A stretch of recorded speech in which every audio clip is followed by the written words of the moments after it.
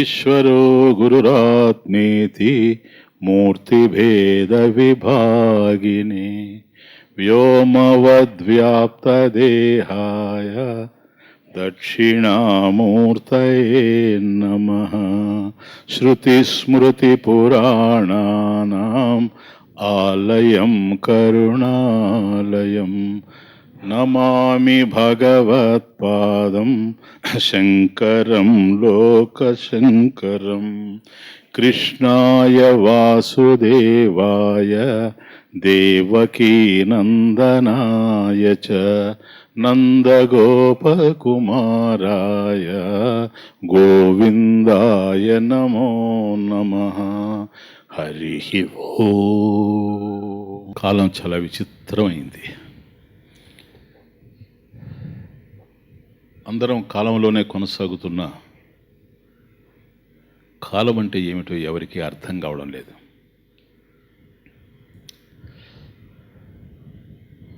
కళ్ళ ముందే తిరుగుతూ ఉండిన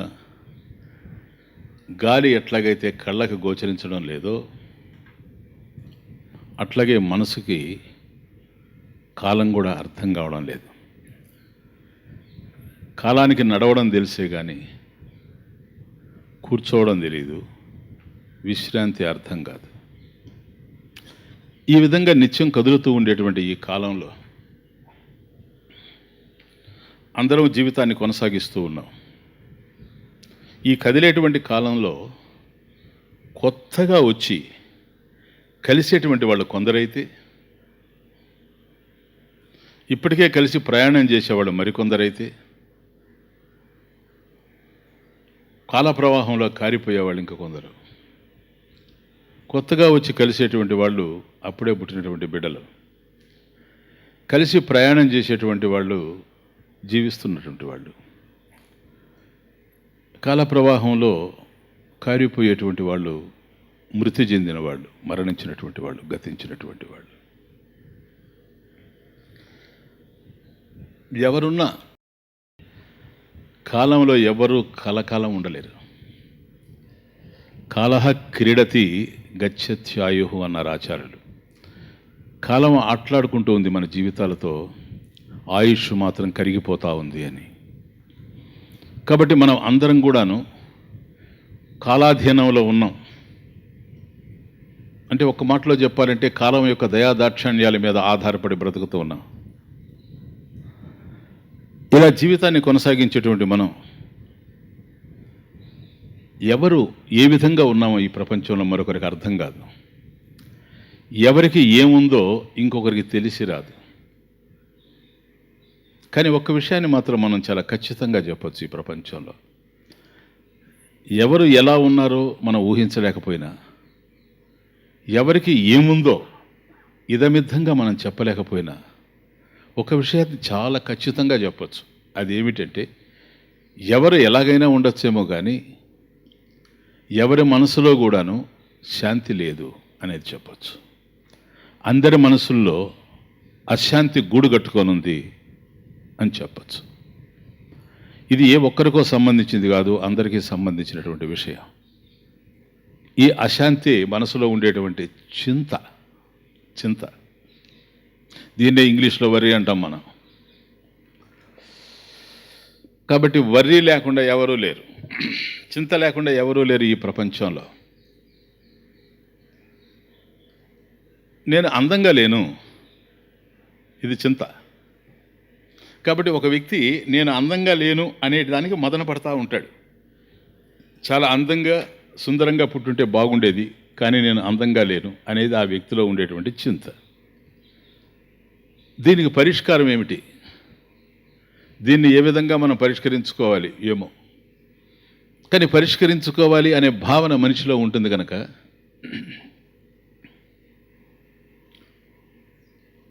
అది అందమైనటువంటి దుస్తుల దగ్గర నుండి, విలువైనటువంటి ఆభరణాల దగ్గర నుండి,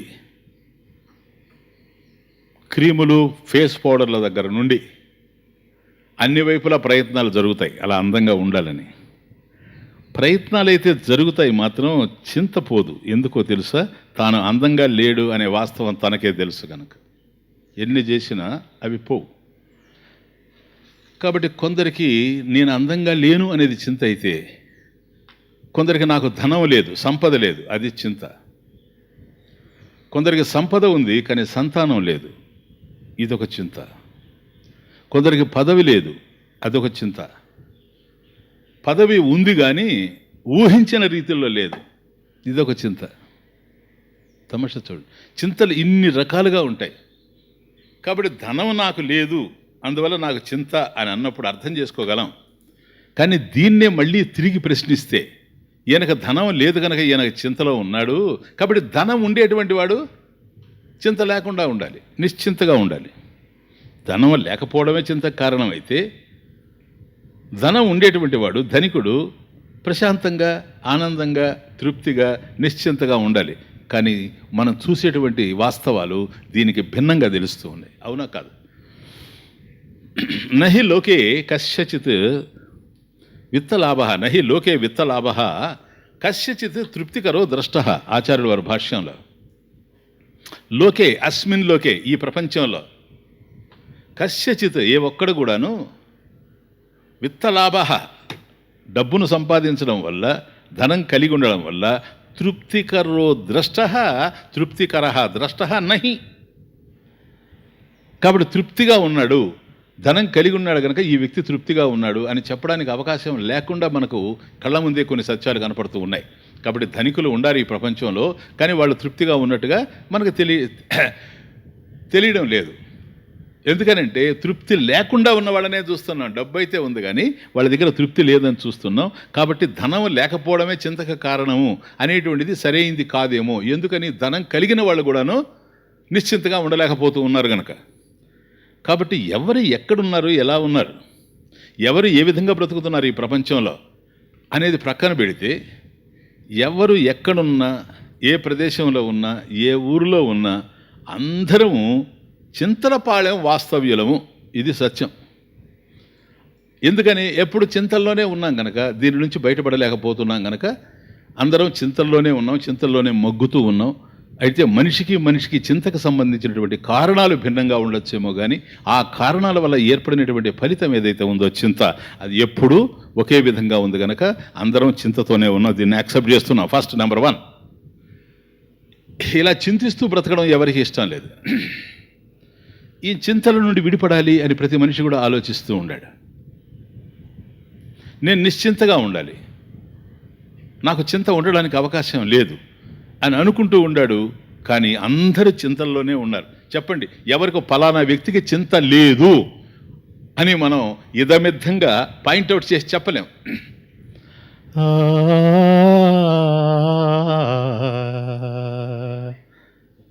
ఎవరు చింతలు లేనివారు ఈ వింత జగతిలో, చింతలెవరు దాటలేరు. ఎవరు చింతలు లేనివారు ఈ వింత జగతిలో, చింతలెవరు దాటలేరు. చింతలను తొలగించు శక్తి ఎవరికున్నది ధరణిలోనా? చింతలను తొలగించు శక్తి ఎవరికున్నది ధరణిలోనా? దైవమందు మనసు పడితే, దైవమందు మనసు పడితే చింతలన్నీ కరిగిపో. దైవమందు మనసు పడితే చింతలన్నీ కరిగిపో. ఎవరు చింతలు లేనివారు ఈ వింత జగతిలో, చింతలెవరు దాటలేరు. ఇది వాస్తవం. చింతలలో ఉండడం ఎవరికి ఇష్టం లేదు. నిశ్చింతగా ప్రశాంతంగా బ్రతకాలని ప్రతి మనిషి కోరుకుంటున్నాడు ఈ ప్రపంచంలో. తన కోరికలు ఒకవైపు నడుస్తూ ఉండిన వాస్తవాలు ఇంకొక వైపు ప్రయాణం చేస్తూ ఉన్నాయి. కాబట్టి నేను ప్రశాంతంగా ఉండాలి, ఆనందంగా ఉండాలి, తృప్తిగా ఉండాలి, సుఖంగా ఉండాలి, నిశ్చింతగా ఉండాలి, ప్రశాంతంగా ఉండాలి అని మనిషి అనుకుంటూ ఉండిన చింత మాత్రం ఏదో ఒక విధంగా మనిషిని వెంబడిస్తూనే ఉంది. కాబట్టి చింతల్ని తొలగించుకొని నిశ్చింతగా ఉండేవాళ్ళు ఈ ప్రపంచంలో ఎక్కడా లేరు అనేది మన పరిశీలనలో మనం వచ్చేటువంటి ఒక నిర్ణయం. దీనికి భిన్నంగా అయ్యా చింతలు లేని వాళ్ళు కూడా ఈ ప్రపంచంలో ఉన్నారు, ప్రశాంత చిత్తులు ఈ ప్రపంచంలో ఉన్నారు, ఏ చింత తెలియకుండా బ్రతికేటువంటి వాళ్ళు ఈ ప్రపంచంలో ఉన్నారు అని చెబుతూ ఉన్నారు సదాశివ బ్రహ్మేంద్ర స్వాముల వారు, మహాజ్ఞాని. ఒకవేళ అలా కనుక ఉంటే, చింతలో లేకుండా కనుక ఈ ప్రపంచంలో ఎవరైనా జీవిస్తూ ఉంటే అసలు వాళ్ళు ఎవరు? చింత లేకుండా వాళ్ళు జీవించడానికి కారణాలు ఏమిటి? ఇది సాధ్యమేనా మనిషికి? చింతలు లేకుండా మనిషి ప్రపంచంలో బ్రతకగలడా? ఇవన్నీ ప్రశ్నలు. ఈ ప్రశ్నలన్నిటికీ సమాధానమే ఈరోజు మనం అధ్యయనం చేస్తున్నటువంటి కీర్తన చింత నాస్తి కిలా. మీ దగ్గర కీర్తన ఉంది, నేను ఒకసారి పాడతాను, చూసుకోండి. ఆ తర్వాత దాన్ని వ్యాఖ్యానిస్తాను.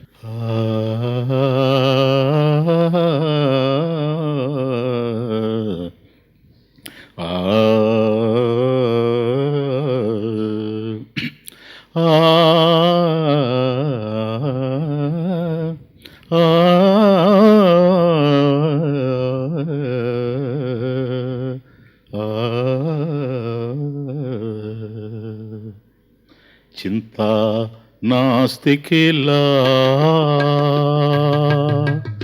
చింతా నాస్తి కిలా తేషాం చింతా నాస్తి కిలా,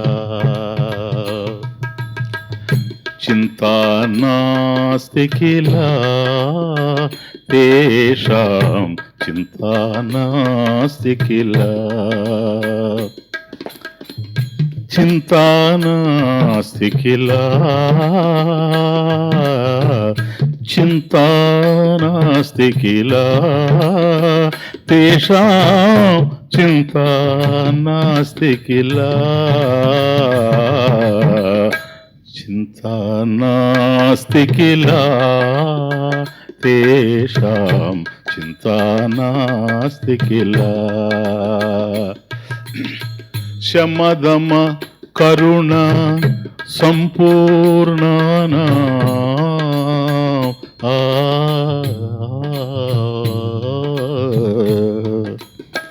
శమదమ కరుణ సంపూర్ణనాం సాధు సమాగమ సంకీర్ణానాం, శమదమ కరుణ సంపూర్ణానాం సాధు సమాగమ సంకీర్ణానాం, చింతా నాస్తి కిలా తేషాం చింతా నాస్తి కిలా. కాలత్రయజిత కందర్పాణాం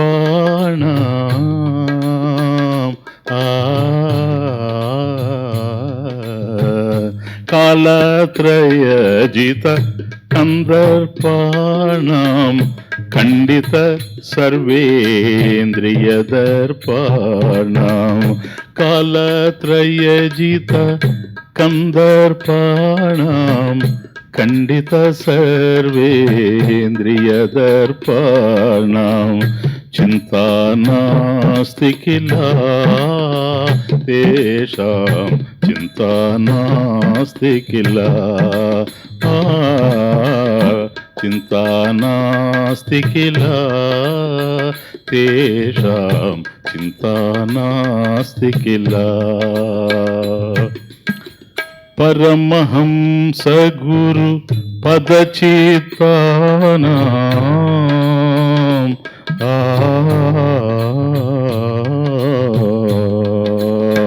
పరమహంస గురు పదచిత్తానాం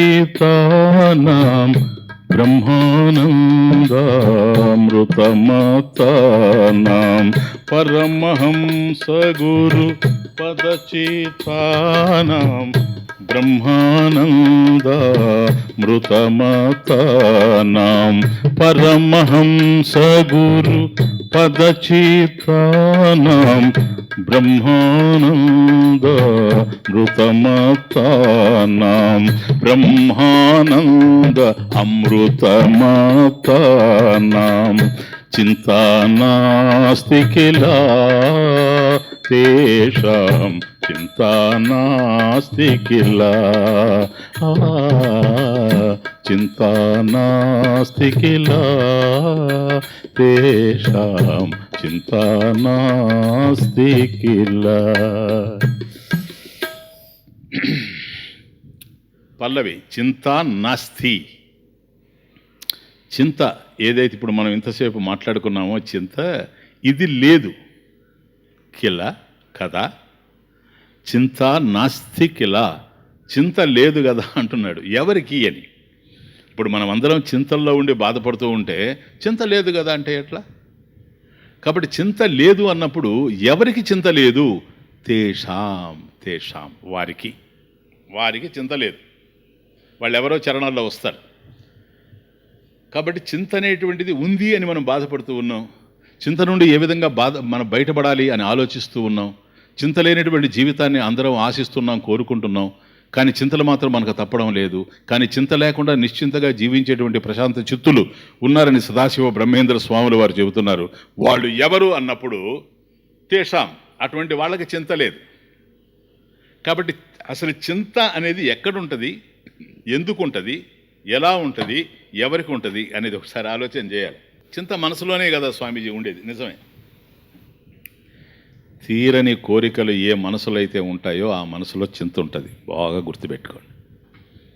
ఎవరి మనసులో అయితే తీరనటువంటి అన్ఫుల్ఫిల్డ్ డిజైర్స్, తీరనటువంటి కోరికలు, వాంఛలు ఎవరిలైతే ఉంటాయో వాటి కారణంగా వాళ్ళల్లో చింత ఉంటుంది. కాబట్టి కోరికలు తీరనప్పుడు మనసులో చింత కలిగేటప్పుడు, ఒకవేళ కనుక కోరికలు తీరిపోతే చింత ఉండేటువంటి అవకాశం లేదు. కాబట్టి చింత లేకుండా ఉండాలంటే కోరికలు తీరాలి. కోరికలు అనేది ప్లూరల్, కానీ ఒక్క కోరిక ఉన్నా కూడా చింత ఉన్నట్టే, సింగులర్. కనీసం ఒక్క కోరిక మనసులో ఉండినా ఆ కోరిక తీరలేదు అనేటువంటి బాధ ఉంటుంది కనుక అదే వ్యధ, అదే చింత. కాబట్టి ఒక్క కోరిక తీరకుండా ఉండినా మనిషికి చింత తప్పదు. కనుక చింత లేకుండా ఉండాలి అంటే, ఎవరికైతే చింత లేదో వాళ్ళ మనసు ఎలా ఉండాలి అంటే, ఏ ఒక్క చింత కూడాను, అంటే కోరిక తీరనటువంటి కోరిక వాళ్ళ మనసులో లేకుండా ఉండాలి. సమస్తమైనటువంటి కోరికలు ఎవరికైతే తీరిపోయి ఉంటాయో వాళ్ళకే చింత లేకుండా ఉండే అవకాశం ఉంది. Please think. అవాప్త సర్వకామత్వాత్ నిర్వేదం అస్య న విద్యతే. అవాప్త సర్వకామత్వాత్, ఎవరికైతే సమస్తమైనటువంటి కోరికలు అవాప్త సర్వకామత్వాత్ నిర్వేదం అస్య న విద్యతే, అటువంటి వాడికి చింత అనేది తెలిసే అవకాశం లేదు. నిర్వేదం అంటే చింత. కాబట్టి ఎవరికైతే సమస్తమైనటువంటి కోరికలు తీరిపోయి ఉంటాయో అటువంటి వాళ్ళకి చింత ఉండేందుకు అవకాశం లేదు అని అర్థం. అంటే కోరికలు సమస్తం తీరిపోయి ఉంటే వాడికి చింత లేదు. బాగా అర్థం చేసుకోండి. కనుక నిశ్చింతతో ఉండేటువంటి వాడు ఎలాంటి వాడు అంటే సమస్తమైనటువంటి కోరికలు తీరిపోయినటువంటి వాడు. సమస్తమైన కోరికలు తీరిపోయినాయంటే కోరికలు లేనివాడు అని అర్థం. అంతేనా? సమస్తమైన కోరికలు తీరిపోయినాయి అంటే వాడు మళ్ళీ కోరుకోవలసిందంటూ ఏమీ లేదు, తనకంటూ కోరికలు ఏమీ లేవు. కాబట్టి తీరవలసినవి ఏవీ లేకపోయినా కూడా తాను సుఖంగా ఉండేటువంటి ఒక అద్భుతమైనటువంటి చరిత్ర ఇక్కడ కనపడతా ఉంది. కనుక మనిషి సుఖపడాలంటే ఏవో ఉండాలి అని అనుకుంటూ ఉన్నాం. ఏవి ఉండని అవసరం లేకుండానే మనిషి తృప్తిగా ఆనందంగా గడుపుతూ ఉండాడు, నిశ్చింత. ఇది నిజమైనటువంటి real happiness. Happiness consist not in having many but in needing few. సుఖము అనేటువంటిది, శాంతి అనేటువంటిది, నిశ్చింత అనేటువంటిది, happiness consist not in having many but in needing few. ఏవో చాలా పొందడం వల్ల కాకుండా వాటిని లేకుండా చేసుకోవడంలోనే మనిషి సుఖపడతాడు ఈ ప్రపంచంలో. నాకు ఏవో ఉన్నవి అని అనుకునే వాళ్ళే చింతతో ఉండేది ఇప్పుడు మనం చూస్తున్నటువంటి వాళ్ళు. కాబట్టి ఎవరిని పట్టి చూచినా నీకు చింతగా ఉందా, నిశ్చింతగా ఉన్నావా? నేను నిశ్చింతగా లేనండి, నాకు చింత ఉంది. చింత ఉండడానికి కారణం ఏమిటని మనం ప్రశ్నించినప్పుడు చాలా కారణాలు చెప్తాడు. నాకు ఇది లేదు అంటాడు. అతనికి చాలా ఉన్నాయి. చాలా ఉండినా లేనిది ఒకటి ఉంది గనక చింత అనేది కూడా ఉంది. కాబట్టి ప్రపంచంలో ఏవి ఉన్నా పర్వాలేదు, నీవు సుఖపడడానికి ఏవి అవసరం లేదు. కొద్ది లోతైన పాయింట్. ఎందుకో తెలుసా? నువ్వు కోరుకునేటువంటిది నిశ్చింత. నేను ప్రశాంత చిత్తుడుగా ఉండాలి, చింతారహితుడిగా ఉండాలి ఈ ప్రపంచంలో. కాబట్టి చింతారహితులు ఎవరు వాళ్ళు అని అంటే ఏ కోరికలు లేనటువంటి వాళ్ళు, అంటే సమస్తమైనటువంటి కోరికలు ఈడేరినటువంటి వాళ్ళు. ఇక్కడ కోరికలు ఈడేరడం అంటే ఒక కోరిక తీర్చుకుంటూ పోయాడని అర్థం కాదు, అసలే కోరికలు లేనటువంటి వాడు. కారణం తన మనుగడ దేని మీద ఆధారపడి లేదు. ఇది ఉంటేనే నేను సుఖంగా ఉంటాను అనుకునేటువంటి పరిస్థితుల్లో ఆ మహా వ్యక్తి ఎవరో అతను లేడు. నిశ్చింతగా ఉండేటువంటి వ్యక్తికి నేను సుఖంగా నిశ్చింతగా ఉండడానికి ఇవి అవసరము అనేటువంటి ఆలోచన లేదు. బాగా అర్థం చేసుకోండి. సోక్రటీసు పాశ్చాత్యుడైనా నా దృష్టిలో ఆయన జీవితం ఒక వైభవం. మహాజ్ఞాని. దేని మీద అతనికి ఆశ లేదు, దేని మీద కోరిక లేదు, ఏ అవసరాలు లేదు. చెప్పులు వేసుకొని నడవడం కూడా ఎవరూ చూడలేదు. ఆ విధంగా సోక్రటీస్ జీవించేటువంటి వాడు. కానీ సోక్రటీస్ జీవితంలో ఒక విచిత్రమైన విషయం ఏంటంటే ప్రతిరోజు వెళ్ళి ఒక పెద్ద మార్కెట్ ఉంది అక్కడ, వాళ్ళ టౌన్లో చాలా పెద్ద మార్కెట్ ఉంది, డౌన్ టౌన్. అక్కడికి వెళ్ళి అక్కడ విచిత్రమైనటువంటివి ఉంటాయి మన సూపర్ మార్కెట్ లాగా. అవన్నీ చూస్తూ పోతాడు. ఒక గంట సేపు గడుపుతాడు ఆ మార్కెట్లో. అక్కడ ఏవైతే విచిత్రమైనటువంటి వస్తువులు ఉన్నావో అవన్నీ చూస్తూ పోతాడు. చాలామంది కొనుక్కొని తీసుకెళ్తూ ఉంటారు. ఎందుకని? వాటితో సుఖంగా ఆనందంగా జీవితాన్ని గడపాలని. కానీ ఇతను వెళతాడు కానీ చూస్తాడే కానీ వాటిని ఏది కొనినట్టుగా కానీ తీసుకుపోయినట్టు కానీ ఏ రోజు ఎవరు చూడలేదు. ఒక్కరోజు మిత్రుడు అడుగుతాడు, సోక్రటీస్ ఒక మాట చెప్తాను, నీకు దేని మీద ఆశ లేదు కానీ ప్రతిరోజు అక్కడికి పోతావు, అక్కడ ఉండేటువంటి వేలాది వస్తువుల్ని ఒక్కొక్కటి పరిశీలిస్తూ చూస్తూ పోతావు. నీ పరిశీలన చూస్తూ ఉంటే నువ్వు చాలా కొంటున్నావు ఇక్కడని అనిపిస్తుంది చూసేవాళ్ళకి. కానీ చివరనేమో నీ 2 చేతులు నువ్వు ఊపుకుంటూ పోవడమే కానీ ఒక్క వస్తువు కూడా నువ్వు తీసుకుపోయినట్టుగా ఇప్పటి వరకు నేను చూడలేదు. నాకు కాస్త ఆశ్చర్యం వేసి ఇక్కడ ఇతను ఏం కొనాలని వస్తున్నాడా అని నేను ప్రత్యేకంగా పర్యవేక్షించాను. తీరా చూస్తే నువ్వు ఏమీ కొనలేదు. చాలా రోజులు అబ్జర్వ్ చేశాను నిన్ను. నా పరిశీలనలో నాకు ఏది అర్థం కాలేదు, నువ్వే చెప్పాలి ఎందుకని అంటాడు. ఎస్, నీ పరిశీలన మంచిదే. నేను రోజు వచ్చేది కూడా ఎందుకంటే ఏదో కొనాలని కాదు, నేను ఆనందంగా సుఖంగా ప్రశాంతంగా నిశ్చింతగా ఉన్నాను. ఏవేవి లేకుండా నేను ఉన్నాను. ఇట్లా నేను ఇలా ఉండడానికి ఏవేవి అవసరం లేదు, లేక అవసరమైంది ఏదన్నా అక్కడ ఉందా అని చూస్తే నేను అన్నిటి పరిశీలించి ఒకటి పరిశీలించి పరీక్షించి చూసిన తర్వాత నాకు తేలింది ఏమిటంటే నేను తృప్తిగా ఉన్నాను, నేను చింత లేకుండా ఉన్నాను, నేను నిశ్చింతలో ఉన్నాను, ప్రశాంతంగా జీవిస్తున్నాను. దీనికి ఇవి ఏవీ అవసరం లేదు అనే తెలుసుకోవడానికి వస్తున్నా ఇక్కడికి. చూడండి, తమాషా చూసారా? దీన్ని బట్టి మనకు ఒకటే అర్థమవుతా ఉంది, మనిషి సుఖంగా ఉండడానికి ఏవి అవసరం లేదు. త్యాగే సర్వేషాం సుఖీ భవేత్, సుఖం భవేత్. త్యాగే సర్వేషాం, సమస్తాన్ని విడిచిపెట్టి నువ్వొక్కడుంటే చాలు, నువ్వొక్కడ ఉంటేనే ఆనందం. నిశ్చింత కేవలం నీ మీదనే ఆధారపడి ఉంది. ఎందుకని నీ మీద ఆధారపడిందో తెలుసా? నీ స్వరూపమే శాంతి. చింత లేనిటువంటి స్వరూపం నీది కనుక, చింత లేనిటువంటి నిశ్చింతగా ప్రశాంతంగా ఒక ఆనంద సాగరంలాగా ఉండేటువంటి స్వరూపమే నీదైనప్పుడు, అది నీకు గనక అర్థమైందంటే రెండవది కావాల్సినటువంటి అవసరం లేనే లేదు. ఈ సత్యాన్ని ఎవరైతే తెలుసుకుంటారో తేషాం, అది పాయింట్. ఇంతసేపు నేను మాట్లాడింది ఆ తేషాం కోసమే. తేషాం, అట్టి వారికి చింత నాస్తికిలా. ఇక్కడ ఈ ప్రపంచంలో చింత లేదు కదా, కాబట్టి ఉన్నవాళ్ళు చింతలు పడుతున్నారు, లేని వాళ్ళు చింతపడుతున్నారు. మాకు పిల్లలు లేరు అని కొంతమంది బాధపడుతున్నారు, పిల్లలు ఉన్నారని కొంతమంది బాధపడుతున్నారు. బంధువులు లేరని కొంతమంది బాధపడుతున్నారు, బంధువులు ఉన్నారని కొంతమంది బాధపడుతున్నారు. ఇట్లాంటి వాళ్ళనే మనం ఈ ప్రపంచంలో చూస్తున్నాం. కాబట్టి మనిషి బాధపడడానికి ఒకటి ఉండడం కారణం కాదు, ఒకటి లేకపోవడం కారణం కాదు. తాను ఎలా ఉండాలనో అలా ఉండలేనటువంటి స్థితి ఏదైతే ఉందో, ఈ నిస్సహాయ స్థితే తన యొక్క చింతకి కారణమై ఉంది. కాబట్టి ఇది ఎవరైతే తెలుసుకుంటారో తేషాం, అటువంటి వారికి చింత నాస్తి. అది పాయింట్. ఈ సత్యాన్ని ఏ జ్ఞానులైతే గుర్తిస్తారో, ఇప్పటివరకు 2 కీర్తనలు చూచాం. మొదటిది రాముడి మీద చూచాం, రెండోది కృష్ణుడి మీద చూచాం. ఈరోజు మహాత్ముల యొక్క వైభవాన్ని, దివ్య వైభవాన్ని ఈ కీర్తనలో చూస్తూ ఉన్నాం. ఫస్ట్ చరణ, శమదమ కరుణ సంపూర్ణానాం సాధు సమాగమ సంకీర్ణానాం. శమదమ కరుణ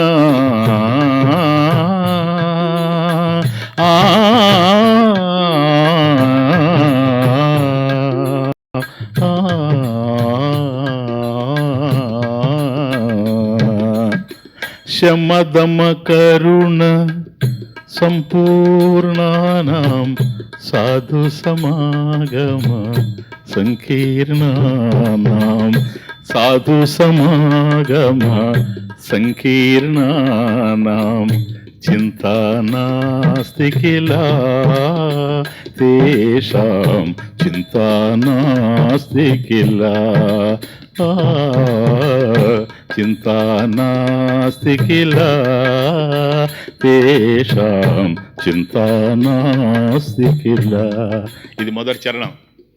శమ దమ, శమః దమః, కరుణ సంపూర్ణానం, నిండుగా. ఎవరికైతే శమము దమము దయ నిండుగా ఉందో, ఎవరిలో అయితే శమం పూర్ణంగా ఉందో, దమం పూర్ణంగా ఉందో, దయ నిండుగా నిండిపోయి ఉందో వాళ్ళ హృదయంలో, సాధు సమాగమ సంకీర్ణానం, సత్పురుషుల యొక్క సాంగత్యం ఎవరికైతే లభ్యమై ఉందో, తేషాం, అట్టి వారికి చింతా నాస్తి. అది 4 పాయింట్స్ ఇందులో. శమము దమము కరుణ, నిండుగా ఉండడం, సత్పురుషుల యొక్క సాంగత్యం, దాంతో కూడి ఉండడం, సంకీర్ణానం, అటువంటి వారికి చింత లేదు. నంబర్ 1 శమః. శమః కహ? అచ్చా, దట్ ఈజ్ తత్వబోధ. ఇప్పుడు అర్థమైందే. వేదాంతంలో మనం ఎటు ముందు పోతూ ఉండినా ఎక్కడైనా అటు తొంగి చూసామంటే తత్వబోధ నేను ఉన్నానంటది. అందుకే మీకు తత్వబోధ చెప్పేటప్పుడు నేను చెప్పాను, ఇది మీకు ఏ శాస్త్రాన్ని అధ్యయనం చేస్తూ ఉన్నా ఇది తెలిసి ఉండాలని. శమః కహ? శమః మనో నిగ్రహ. అచ్చా, బాగుంది. మనోన్సుని ఎందుకు అసలు నిగ్రహించాలి? ఈ శమాన్ని గురించి చాలా విన్నారు నేను తత్వబోధ చెప్పేటప్పుడు. ఇది డిఫరెంట్ యాంగిల్లో చెప్తున్నా, చూడండి. ఊరికి అనిపిస్తుంది నాకు. ఎందుకంటే ఇది సంకీర్తన, మహాత్ముల యొక్క వైభవానికి సంబంధించిన విషయం. దీన్ని వేరే కోణంలో చూస్తున్న విషయం ఒకటైనా. శమః అంటే మనోనిగ్రహం. అసలు మనసుని ఎందుకు నిగ్రహించాలి? నిగ్రహించాల్సినటువంటి అవసరం ఏముంది మనసుని? అందరూ చెప్తూ ఉంటారు మనసుని నిగ్రహించాలి. ఎందుకు నిగ్రహించకపోతే ఏమైంది? అసలు ఎందుకు నిగ్రహించాలి? ఇది పాయింట్.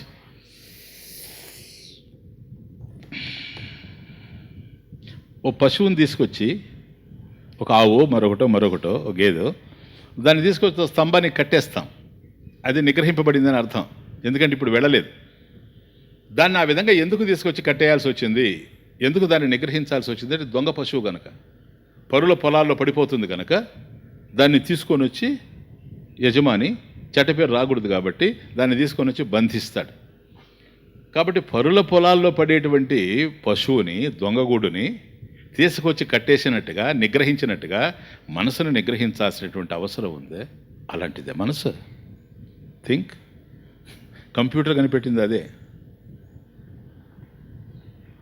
ఆకాశంలో తిరుగుతూ ఉండేది అదే, ఇప్పుడు అంతరిక్ష ప్రయాణం చేసేది అదే, చిత్ర విచిత్రమైనటువంటి సత్యాల్ని ఈ ప్రపంచంలో పరిశోధించి అన్వేషించి అర్థం చేసుకున్నది అదే. అటువంటి దాన్ని ఒక దొంగ పశువుతో పోలుస్తారా మీరు? థింక్. అట్లాంటిది కాదే మనసు. దాన్ని నిగ్రహించాల్సినటువంటి అవసరం ఏముంది కనుక? ఇప్పుడు నువ్వు శాస్త్ర పఠనం చేస్తున్నావు. నీ శాస్త్ర పఠనానికి సహకరించేది ఎవరు? ఎవరు నీకు తోడుగా ఉంటే నువ్వు శాస్త్రాన్ని అధ్యయనం చేస్తున్నావు? మనసు. ఇప్పుడు నేను మాట్లాడుతూ ఉన్నా, నేను ప్రవచనం చేస్తూ ఉంటే నువ్వు ఆలకిస్తూ ఉన్నావు, శ్రవణం చేస్తూ ఉన్నావు. ఇప్పుడు నీ శ్రవణానికి, నా ప్రవచనానికి ఉపకరించేది ఎవరు? నేను ఇలా మాట్లాడడానికి నా మనసు నాకు ఉపకరిస్తూ ఉంది, నువ్వు అలా అర్థం చేసుకోవడానికి నీ మనసు ఉపకరిస్తూ ఉంది. కాబట్టి నీకు శాస్త్ర పఠనానికి మనసు ఉపయోగపడతా ఉంది, శ్రవణం చేయడానికి మనసు ఉపయోగపడతా ఉంది. ధ్యానానికి కూర్చుంటే నువ్వు ధ్యానం చేయడానికి నీకు ఉపయోగపడేది మనసే. మరి అట్లాంటి దాన్ని నిగ్రహించాల్సినటువంటి అవసరం ఎందుకు వచ్చింది అనేది నా ప్రశ్న. స్వామీజీ, ఇప్పుడు మీరు చెప్పిన దాంట్లో సమాధానం ఏంటి? ధ్యానం చేయడానికి ఉపకరిస్తుందని మీరు అంటున్నారు కదా. నా ధ్యానంలో నా మనసు నిలబడడం లేదు, నిగ్రహించకపోతే ఎట్లా? ఇప్పుడు ధ్యానం చేయడానికి మీ మనసు ఉపకరిస్తూ ఉంది కదా నీకు, దాన్ని ఎందుకు నిగ్రహించాలని మీరు అంటున్నారు. నో, ధ్యానం చేయడంలో నా మనసు నిలవడం లేదు. ఇప్పుడు అందరూ చెప్తారు కదా, మనసు ధ్యానంలో నిలవడం లేదండి, అందుకని దాన్ని నిగ్రహించాలంటారు. వెంటనే గురువులు ఉంటారు కదా టీవీల నుంచి, వాళ్ళు రెడీ అయిపోతారు, మీకు ఎట్లా నిగ్రహించాలని మేము చెప్తాం, ఎందుకని మా చేత కాలేదు కనుక. నేను అడుగుతున్నా, ఇది వాస్తవమా? Please think. ధ్యానంలో మనసు నిలవడం లేదు అనేది వాస్తవమా? Direct question. వాస్తవం కాదు, వాస్తవం కాదు. It's not true. నీ ధ్యానంలో, స్వామీజీ నా ధ్యానంలో నా మనసు నిలబడడం లేదని నువ్వు చెబుతున్నావు, కానీ వాస్తవం మాత్రం అది కానే కాదు. ధ్యానంలో నిలవలేకపోయింది నువ్వు సార్, నీ మనసు కాదు. Think the point. నువ్వు ధ్యానంలో నిలవడం లేదు, ధ్యానంలో నువ్వు నిలవలేకపోతున్నావు అనేది మనసుకు తెలుస్తుంది. ఆ మనసు నీకు చెప్తా ఉంది నువ్వు ధ్యానంలో నిలవలేకపోతున్నావు అని. ఆలోచించండి బాగా. మనసు ద్వారా నీకు సూచన అందుతూ ఉంది. అసలు మనసే గనక లేకపోతే ధ్యానంలో నిలబడేది కూడా తెలియదు. కనుక ఎవరు ధ్యానం చేసేది? మనసు ధ్యానం చేయాలని ఎప్పుడు అనుకోలేదు. నువ్వు అనుకున్నావు ధ్యానం చేయాలని. నువ్వు ధ్యానం చేయాలి అని అనుకున్నప్పుడు నువ్వు నిలబడాలి. నువ్వు ఎప్పుడైతే జారిపోతూ ఉన్నావో, ధ్యానంలో నిలబడలేకపోతున్నావు, ఇట్లా ధ్యానంలో నువ్వు నిలబడలేకపోతున్నావు అనేటువంటి సత్యాన్ని నీ మనసు నీకు తెలియజేస్తూ ఉంది. Please understand. అర్థమవుతుందా ఇప్పుడు? అంటే శమం అనేటువంటిది ఎటు తిరుగుతుందా అనే దానికి మీకు చెప్తున్నాను నేను. కాబట్టి నా మనసు నిలవడం లేదు అనేటువంటిది సత్యం కాదు, నువ్వు నిలవలేకపోతున్నావు. కారణాలు ఏవైనా కావచ్చు. అందువల్ల నా మనసు బాగలేదు అంటాడు. బాగలేనిది మనసు కాదు, మనసు ఎలా ఉండాలనో అలా ఉంది. బాగలేనిది నువ్వు బాగలేవు అనేటువంటి విషయం మనసుకు తెలుస్తూ ఉంది. అందువల్ల మనసు పరోక్షంగా నీకు ఒక సత్యాన్ని చెబుతూ ఉంది. నువ్వు బాగలేవు అనేటువంటి సత్యాన్ని పరోక్షంగా, ఇండైరెక్ట్లీ మనసు నీకు అందిస్తూ ఉంది. దీన్ని నువ్వు అర్థం చేసుకుంటే జాగ్రత్తగా ఇదే శమం. ఇక్కడి నుంచి శమం స్టార్ట్ అవుతుంది. కొద్ది సింప్లిఫై చేస్తాను. సపోజ్ నువ్వు కోప్పడ్డావు అనుకో. ఒక మనిషికి కోపం వచ్చింది. కోపం వచ్చినప్పుడు మనిషి కలత చెందుతాడా లేదా? ఎవరు కలత చెందిందని నేను అడిగాను అనుకోండి, మనసు అంటావు నువ్వు. కోప్పడేటప్పుడు మనసు ఆందోళనతో ఉంటుంది కనుక ఈ ఒక్కదాన్ని కొద్దిగా అట్లా పరిశీలిస్తాం. కాబట్టి నువ్వు కోప్పడుతూ ఉన్నావు. నేను అడుగుతున్నా, కోప్పడేది ఎవరు? నువ్వు కోప్పడుతున్నావా? మనసు కోప్పడుతుంది. కోపం ఎవరికి? నీకు. కోపం నీకే కానీ మరొకరికి కాదు. నువ్వు కోప్పడుతూ ఉన్నావు. నువ్వు కోప్పడడం వల్ల మనసు నలుగుతూ ఉంది. థింక్, కొద్దిగా డీప్గా ఆలోచించండి. నువ్వు ఎప్పుడైతే కోప్పడిపోతూ ఉన్నావో, నువ్వు ఎప్పుడైతే ఉద్రేకపూరితంగా ఉన్నావో, నువ్వు ఎప్పుడైతే ఆవేశపూరితంగా ఉన్నావో, దానివల్ల మనసు నలిగిపోతూ ఉంది. ఇలా నలిగిపోతున్నటువంటి మనసును నువ్వు చూచి నా మనసు బాధపడుతూ ఉంది అంటావు. మనసు ఇప్పుడు నువ్వు బాధపడుతున్నావు.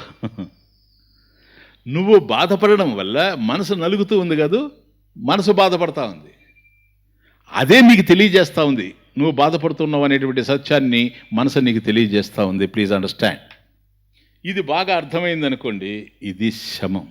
దీన్ని శమము అని అంటారు. శమము. క్లియర్ నా? మనసు విషయం ఏమీ లేదు ప్రధానంగా చూడండి. కాబట్టి దాన్ని నిగ్రహించడం కాదు, నిగ్రహించినా కూడాను సాధ్యపడేది ఏమీ లేదు. ఎందుకని? నువ్వు ఒక గందరగోళమైనటువంటి వాతావరణంలో ఉన్నావు. కాబట్టి ఈ పరిస్థితి నుంచి బయటపడడం కష్టం. కాబట్టి కోపం మనిషికి వస్తుంది కానీ మనసుకు కాదు కోపం వచ్చేది. కానీ మనిషికి కోపం వచ్చినప్పుడు మనసు నలుగుతూ ఉంది. అర్థమవుతుంది? ఎందుకని? మనసు అనేటువంటిది కేవలం కరణం. బాగా అర్థం చేసుకోండి. మనసు అనేది కరణం, అంతఃకరణం. ఎందుకంటే లోపల ఉంది కనుక దాన్ని అంతఃకరణము అని మనం అన్నాం. మనసు లేకుండా ఏది తెలియదు. ఏది తెలిసినా కూడా మనసు ద్వారానే మనకు తెలియాలి. కళ్ళు లేకపోతే మనం చూడలేం, చెవులు లేకపోతే మనం వినలేం. కానీ మనసు లేకపోతే కళ్ళు ఉన్నా చూడలేం, చెవులు ఉన్నా వినలేం. కాబట్టి ఏది తెలిసినా కూడా మనకు మనసు ద్వారానే తెలియాలి గనక అట్లా నువ్వు కోప్పడితే నువ్వు ఇలా కోప్పడి ఉన్నావు అనేటువంటి విషయం కూడాను నీకు మనసు ద్వారా తెలియాలనే కానీ మరొక ద్వారా తెలిసేందుకు అవకాశమే లేదు. బాగా అర్థం చేసుకోండి. కనుక కోప్పడుతూ ఉండేది మనసు కాదు, నువ్వు కోప్పడుతూ ఉన్నావు. అది పరికరం గనక అది నలిగిపోతూ ఉంది. ఏ విషయమైనా ఇట్లాగే ఉంటుంది. ఉదాహరణకు చెప్తాను. ఓ ధనాశ, చింత ఎట్లా ఉందో చూడండి. ధనం మీద నీకు ఎప్పుడైతే ఆశ ఉందో, ధన నష్టం కనుక కలిగితే చింత వస్తుంది మనిషికి. అవునా? Loss of money. ధనం నష్టం వచ్చిందనుకోండి, డబ్బు విషయంలో మనకు నష్టం వస్తే మనం బాధపడతాం, చింతపడతాం. కానీ ఈ ధనాశ అనేది ఎక్కడి నుంచి పుట్టుకొచ్చింది? ఇది మనిషి నుంచి పుట్టిందే, మనసు నుంచి పుట్టిందే? బాగా ఆలోచించండి. నాకు ధనం కావాలనేటువంటి ఆశ మనసులో కలిగిందే, మనిషిలో కలిగింది? స్వామీజీ మనిషిలో కలగలేదు, మనసులో కలిగింది అంటావు అనుకోండి. ఒకవేళ మనిషికే కనుక ధనాశ లేకపోతే మనసు కోరుకుంటుంది ధనం కావాలని. అదేం చేసుకుంటుంది? మన డబ్బు తీసుకెళ్ళి మనసు ఏం చేసుకుంటుంది? కాబట్టి ధనాశ అనేటువంటిది మనిషికి ఉందే కానీ మనసుకు లేదు. క్లియర్నా? కానీ ఈ ధనాశ ఎప్పుడైతే ఉందో, ధన నష్టం జరిగితే మనిషి బాధపడతా ఉన్నాడు. మనిషి బాధపడినప్పుడు ఉండేటువంటి ఒకానొక పరికరం మనసే గనక మనసు నలిగిపోతూ ఉంది. అది ఇంకేమీ లేదు. కాబట్టి అలా నలిగిపోవడం మనసుకు కూడా ఇష్టం లేదు గనక, కాబట్టి మనకు సహాయం చేస్తూ ఉంది మనసు. ఏమని? నేను ఇలా నలిగిపోయి ఉన్నాను, నేను ఇలా బాధపడుతూ ఉన్నాను. ఎందుకు నేను ఇలా బాధపడుతున్నానంటే నువ్వు బాధపడుతున్నావు గనక అని మనసు పరోక్షంగా మనకు తెలియజేస్తూ ఉంది. అంటే మనం జాగ్రత్తగా ఉండాలి అని మనసు చెబుతూ ఉంది కాదు. ఇది శమం. ఒక ధన నష్టమే కాదు, మీరు ఏదైనా తీసుకోండి. జన నష్టం అన్నాం అనుకోండి, జన నష్టం కూడా అంతే. ఇప్పుడు ధన నష్టం, దీన్ని ఏం చేయాలి? ఇప్పుడు మనసులో కాదన్నాము, మరి ధన నష్టం వల్ల మనకు చింత ఏర్పడింది. ఎవరికి? మనకు చింత ఉంది. తేషాం చింత నాస్తి. మహాత్ములు ఎవరైతే ఉండారో, ఎందుకని? వాళ్ళకి శమం ఉంది, శమం ఉంది. అందువల్లనే శమం ఇక్కడ మీకు జాగ్రత్తగా అర్థం చేసుకోండి. వాళ్ళకి శమం ఉంది కనుక తేషాం చింత నాస్తి, వాళ్ళకి చింత లేదు ఇక్కడ. ఎందుకని?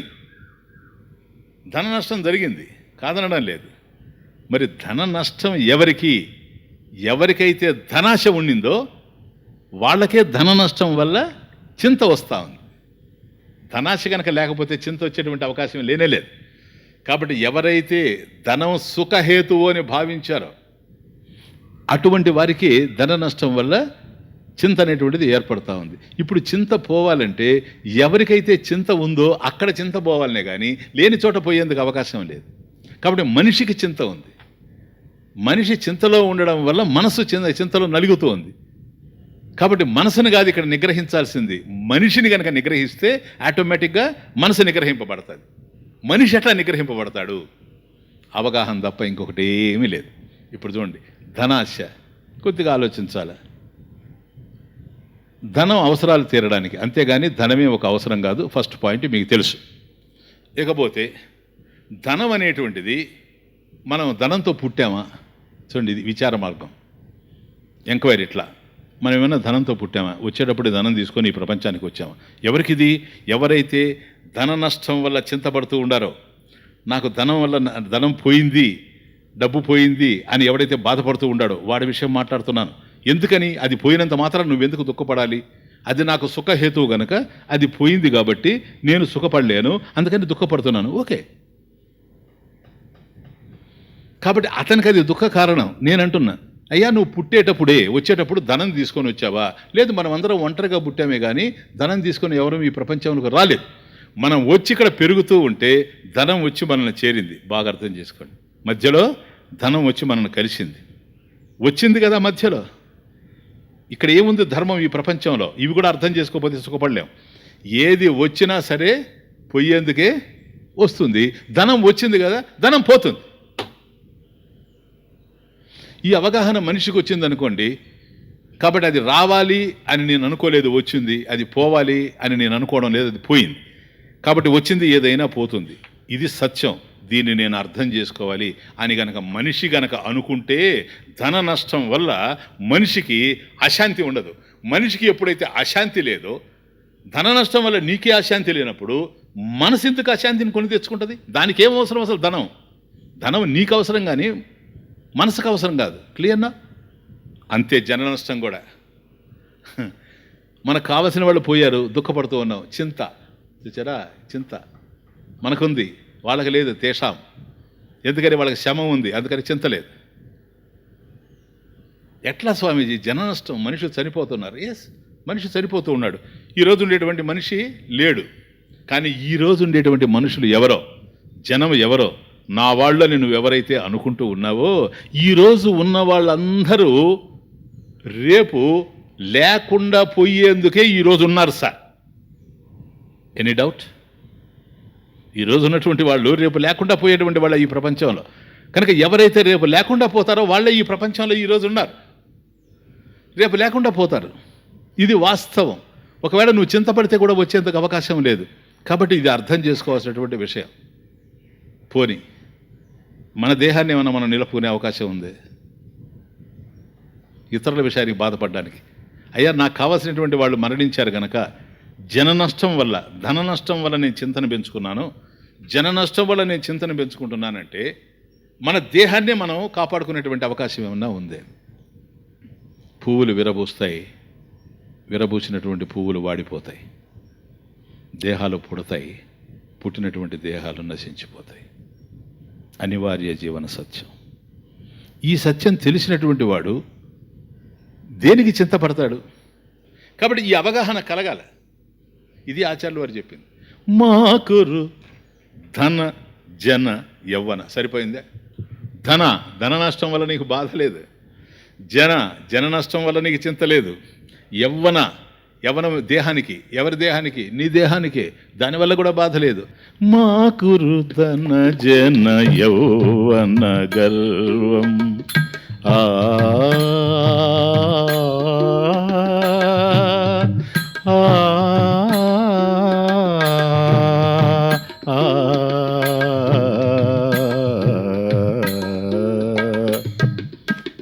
మాకురు ధన జన యౌవన గర్వం హరతి నిమేషాత్ కాలః సర్వం.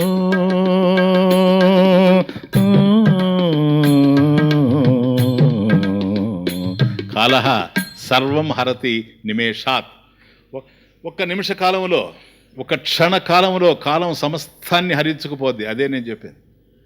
కాలం చాలా విచిత్రమైంది. ఈ కాలంలోనే ఉన్నాం, కానీ కాలం అర్థం కాకుండా పోతా ఉంది. ఉన్నదాన్ని ఊడ్చేయడానికి ఒక క్షణం పట్టదు. అది ఏమన్నా కావచ్చు, ధనం కావచ్చు, జనం కావచ్చు, యవ్వనం. చూచారా? కాబట్టి ఇవన్నీ ఉన్నాయి మనకు, కానీ ఇవన్నీ పోతూ ఉన్నాయి. కాబట్టి ఉన్నవి పోతూ ఉన్నవి అని చింత ఉంది, కానీ ఇవి పొయ్యేందుకే ఉన్నాయి అని కనుక నాకు అర్థమైతే చింత ప్లేస్లో నిశ్చింత చోటు చేసుకుంటుంది.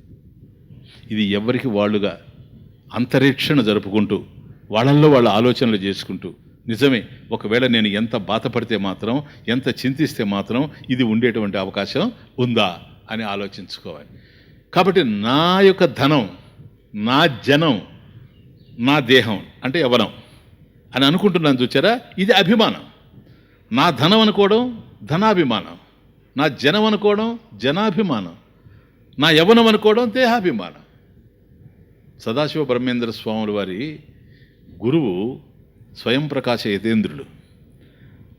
ఆయన ఆచార్యుల వారి మోహముద్గర గ్రంథం మీద వ్యాఖ్యానం రాస్తూ ఒక మాట అంటారు,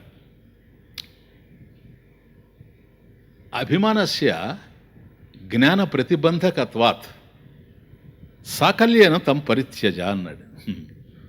అభిమానస్య, అభిమానం ఏదైతే ఉందో అది దేహాభిమానం కానీ, లేక ధనాభిమానం కానీ, లేక జనాభిమానం కానీ, ఏది అభిమానం అనేటువంటిది మన ధనాభిమానం ఏది ఉన్నట్టున్నాను, అభిమానస్య జ్ఞాన ప్రతిబంధకత్వాత్, జ్ఞానాన్ని పొందడానికి అభిమానం అనేటువంటిది ప్రతిబంధకం. ఇట్ ఈజ్ అ హర్డల్, అదొక అడ్డంకి, అదొక అవరోధం.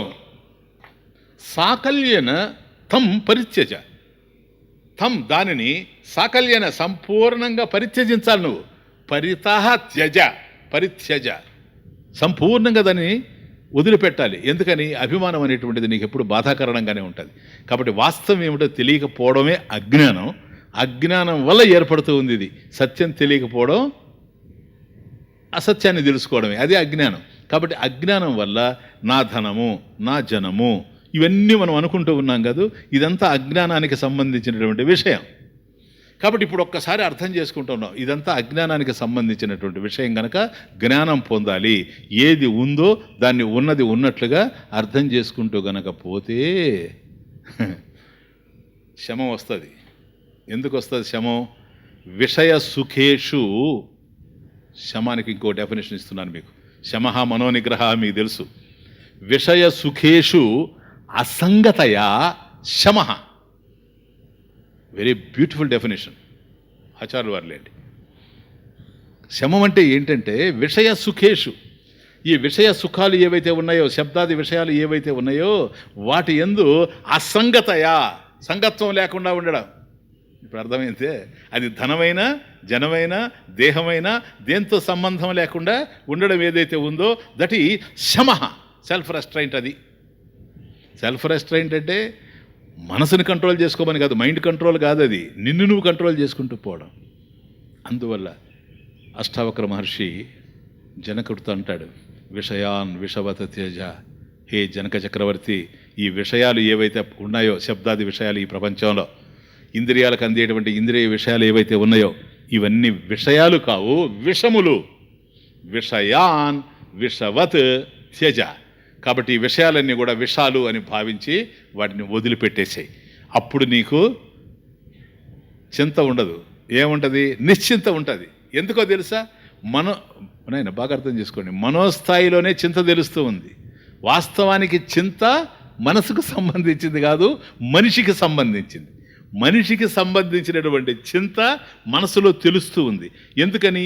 మనిషి చింత అంటే దుఃఖపడుతూ ఉంటే మనసు పరికరం గనక ఇది దుఃఖపడుతూ ఉంది గనక తాను దుఃఖపడుతున్నాను అనేటువంటి విషయాన్ని మనిషికి పరోక్షంగా తెలియజేస్తూ ఉంది. ఇది ఇంపార్టెంట్ విషయం. వింత ఉంది, చింత ఉంది, నిశ్చింత ఉంది. వింత ఉంది, చింత ఉంది, నిశ్చింత ఉంది. ప్రేమ ఉంది, ద్వేషముంది, అంతా మనసై ఉంది. మనకట్లా తెలుస్తూ ఉంది. ప్రేమ ఉంది, ద్వేషముంది, అంతా మనసై ఉంది. మనసును దాటిన మెలకువలో, మనసును దాటిన మెలకువలో ఎంతో వైభవముంది.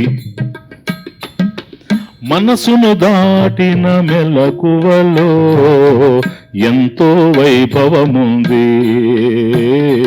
నింగి ఉంది, నేల ఉంది, నడుమ ఏముంది. నింగి ఉంది, నేల ఉంది, నడుమ ఏముంది. పుట్టుక ఉంది, చావు ఉంది, అంతా నడుమే ఉంది. పుట్టుక ఉంది, చావు ఉంది, అంతా నడుమే ఉంది. ఇప్పుడు తెలుస్తుంది కదా ఈ వింతలన్నీ ఏంటో. కాబట్టి చింత ఉంది, నిశ్చింత ఉంది. చింత అయినా నిశ్చింత అయినా మనసులో ఉన్నట్టు తెలుస్తూ ఉంది మనకు. అంతా మనసుగానే తెలుస్తుంది, కానీ వాస్తవం అది కాదు, మనిషిలో ఉంది.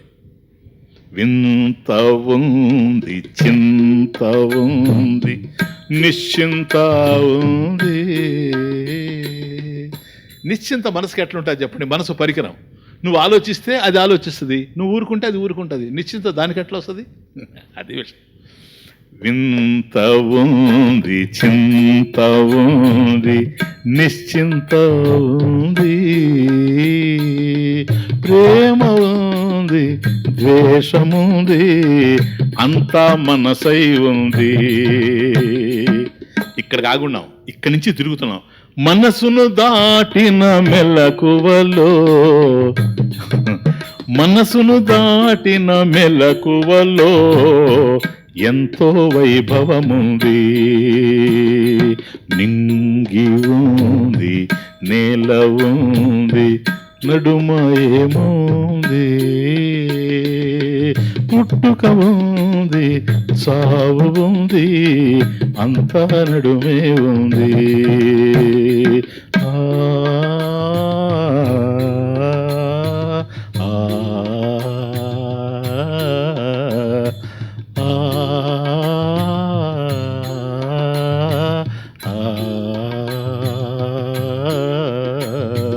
ఈ గారిడి అంతా చూసి మహాత్ములు ఒక్కసారి ఏదైనా కూడా మనిషి మీద కేంద్రీకరింపబడి ఉందే కానీ మనసు మీద కాదు అని తెలుసుకున్న తరువాత విషయ సుఖేషు అసంగతయా. చూచారా? ఈ విషయ సుఖాలయందు సంగత్వం లేకుండా ఉంటారు. ఎవరో వాళ్ళు ఎవరైనా కానీ తేషాం వారికి చింతానాస్తి. అది శమం. అర్థమైంది? శమం అంటే ఏంటో క్లియర్నా? శమ, దమ, కరుణ. నెక్స్ట్ పాయింట్ కరుణ, దమ. దమహ కహ. బాలే ఉంది తత్వబోధ. రెడీ రెక్కనర్ లాగా ఉంది. టకా టకా టకా భలే. దమహ చక్షురాది బాహ్యేంద్రియ నిగ్రహ దమహ. ఇది దమము అంటే ఇంద్రియ నిగ్రహం. ఇది కూడా బాగా అర్థం చేసుకోండి. ఇంద్రియాలు ఎక్కడున్నాయి అంటే దేహంలో ఇంద్రియాలు ఉన్నాయి. విషయాలు ఎక్కడున్నాయి? విషయాలు బాహ్య ప్రపంచంలో ఉన్నాయి. బాహ్య ప్రపంచంలో ఉండేటువంటి ఇంద్రియ విషయాల్ని దేహంలో ఉండేటువంటి ఇంద్రియాలు మెల్లగా ఆ జ్ఞానాన్ని మనసు ముందుకు తీసుకుపోయి పెడతా ఉన్నాయి. ఇట్లా మనకు విషయ ప్రపంచానికి సంబంధించిన జ్ఞానం కలుగుతూ ఉంది. ఎందుకని జ్ఞానం ఏదైనా ఎక్కడ తెలియాలంటే మనసులోనే తెలియాలి. పరికరం అదే కనుక మనసులోనే తెలియాలి. ఏది తెలిసినా, అదే నేను ఇంతకుముందు చెప్పింది, ఏది తెలిసినా మనసుకే తెలియాలి. కాబట్టి విషయాలు బాహ్యంలో ఉన్నాయి, ఇంద్రియాలు దేహంలో ఉన్నాయి. కాబట్టి రూపాలు రంగులు బయట ఉన్నాయి, కళ్ళు మన దగ్గర ఉన్నాయి. ఆ బయట ఉండేటువంటి రూపాలని రంగుల్ని తీసుకెళ్ళి మనసు ముందు పెడితే మనసు చెబుతూ ఉంది ఇది పసుపు రంగు అని. అర్థమవుతుంది? అంటే కన్ను చెప్పడం లేదు. కన్ను చెప్పేటట్లయితే కన్ను చూచినప్పుడే చెప్పేయాలి, కానీ మనసుకు తెలిస్తే కానీ అర్థమయ్యే అవకాశం లేదు. అసలైనటువంటి పరికరం అది గనక ఇంద్రియ విషయాలు బాహ్యంలో ఉన్నాయి. అంతే. ఏదైనా ఓ శబ్దం విన్నాము, ఇది ఫలానా శబ్దము, ఇది సకిలింపు, ఇది సకిలింపు గనక ఇది గుర్రం యొక్క శబ్దము అనేటువంటి దాన్ని మనసు రికగ్నైజ్ చేస్తూ ఉంది. కాబట్టి శబ్దాలు బాహ్యంలో ఉన్నాయి, రూపాలు బాహ్యంలో ఉన్నాయి, వాసనలు బాహ్యంలో ఉన్నాయి. ఇవన్నీ కూడాను మన దగ్గర ఏ పంచ జ్ఞానేంద్రియాలు అయితే ఉన్నాయో ఈ జ్ఞానేంద్రియాలకు సంబంధించినటువంటి విషయాలు బాహ్యంలో ఉన్నాయి. బాహ్యంలో ఉండేటువంటి విషయాల్ని జ్ఞానేంద్రియాలు అందుకొని మనసు ముందు పెడుతూ ఉన్నాయి. మనసు తెలుసుకుంటా ఉంది. ఇట్లా కలుగుతుంది జ్ఞానం. క్లియర్నా? ఇక్కడ దమం అంటే ఇంద్రియ నిగ్రహం అని. ఇక్కడ ఎవరిని నిగ్రహించాలి? ఇంద్రియాలని ఏ విధంగా నిగ్రహం? ఇది కూడా చాలా ఇంపార్టెంట్. శమం లాగానే దమం కూడా మనం బాగా అర్థం చేసుకుంటూ పోవాలి. అప్పుడే నిగ్రహం అనేటువంటిది ఉంటుంది. ఆకర్షణ విషయాలే మనకు నిగ్రహాన్ని కోల్పోయేటట్టు చేస్తూ ఉన్నాయి అని అనడం వాస్తవమా? కాదు. ఎందుకంటే ఇంద్రియాలే గనక ఈ విషయాలే గనక కారణమయ్యేటట్లయితే, అయ్యా ఫలానా విషయం వల్ల నాకు సుఖం కలుగుతుంది అని చెబితే అది సుఖ విషయమే గనక అయితే, ఒకరికి సుఖాన్ని ఇస్తూ ఉంది గనక అందరికి కూడా సుఖాన్ని ఇవ్వాలి. అంతేనా? ఒక విషయం ఒకరికి సుఖాన్ని ఇచ్చినప్పుడు ఆ విషయంలో కనుక సుఖం ఉండేటట్లయితే అది అందరికి కూడా సుఖాన్ని పంచగలుగుతూ ఉండాలి. కానీ అట్లా మనకు తెలియడం లేదు. ఒకరికి సుఖాన్ని ఇచ్చినటువంటిది మరొకరి సుఖాన్ని ఇవ్వలేకపోతూ ఉండడం చూస్తున్నాం. పైగా దుఃఖాన్ని పంచడం కూడా చూస్తున్నాం. కాబట్టి ఇంద్రియ విషయాలు సుఖహేతువుల కాదా? First question. ఎందుకని? ఇంద్రియాలు ఇంద్రియ విషయాల్ని మనసు ముందు పెడితే, మనసు ఎక్కడుంది? అంతరింద్రియం కదా మనసు, లోపలుంది. ఆ లోపలుండేటువంటి మనసు ఇంద్రియాల ద్వారా బయటపడితే కానీ విషయాలు అర్థం కావు. అసలు లోపలుండేటువంటి మనసు బయటికి ఎందుకు పోతా ఉంది అనేది నా క్వశ్చన్. ఎవరైనా బయటపడితే ఏ విషయాలైనా సరే ఎక్కడికన్నా పోయారు అని అంటే ఏదన్నా లాభం ఉంటే పోతారు సార్. లాభం లేకపోతే ఎట్లా పోతారా? ఇప్పుడు ఇంట్లో నుంచి నువ్వు ఎందుకు బయటకు వస్తున్నావు? బయట ఏదో లాభం, ఉద్యోగం చేస్తావు, వ్యాపారం చేస్తావు, ఇంకోటి లాభం కావాలి, అందుకని పోతున్నావు. అట్లాగే మనసు కూడా బయటపడతా ఉందంటే ఏ లాభం లేకపోతే మనసు బయటకు పోయేందుకు అవకాశం లేదు. కాబట్టి ఏదో లాభాన్ని ఆశించే మనసు కూడా బయటికి పోతా ఉంది. ఏమి లాభము? విషయాలు కావాలి. విషయాలు ఎందుకు నువ్వు ఆశిస్తూ ఉన్నావో మనస, వాటి వల్ల సుఖం కలుగుతుంది కనుక డెఫినెట్. చూచారా ఎట్లా వచ్చేసిందో విషయం. కాబట్టి మనసుకు ఒక అభిప్రాయం ఉంది. ఏమని? ఏ విషయాలైతే ఇంద్రియ విషయాలు బాహ్యంలో ఉన్నవో అవి సుఖహేతువులు, వాటి వల్ల సుఖం కలుగుతుంది, అందుకనే నేను వాటి మీదకు పోతున్నా. ఆ సినిమా పోయి చూస్తాను, ఎందువల్ల నాకు సుఖం కలుగుతుంది. ఇంకొకటి వేరే సినిమా పోతున్నాడు ఇది వద్దని, అది సుఖహేతువు అయితే వాడు కూడా దీనికి వస్తాడు.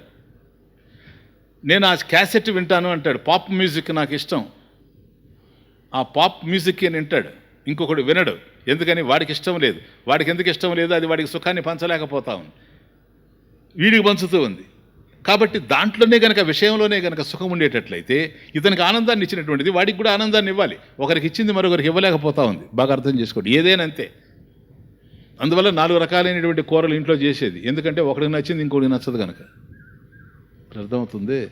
కాబట్టి విషయాలు సుఖహేతువులా అని కనుక ప్రశ్నిస్తే, సుఖహేతువులు కాకపోతే మనసు వాటి మీదకు పోదు. ఈ సుఖహేతువులు అనడంలో కూడా 2 రకాలు ఉన్నాయి. మళ్ళీ బాగా అర్థం చేసుకోండి. వాస్తవంగా అది సుఖహేతు అయ్యుండి, source of Joy, source of happiness, దాని వైపుకు పోవడం ఒకటి.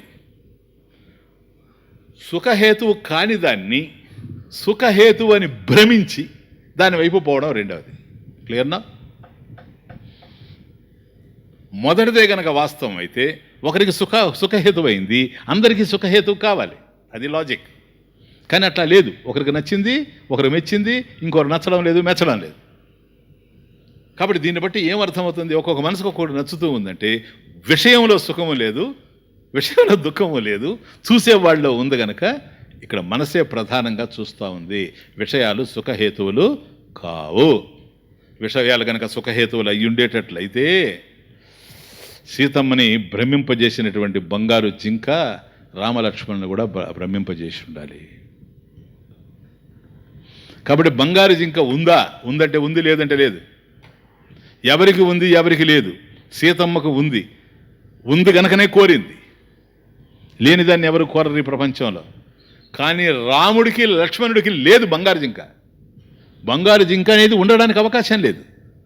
ఆ వివేక జ్ఞానం వాళ్ళకుంది. క్లియర్నా?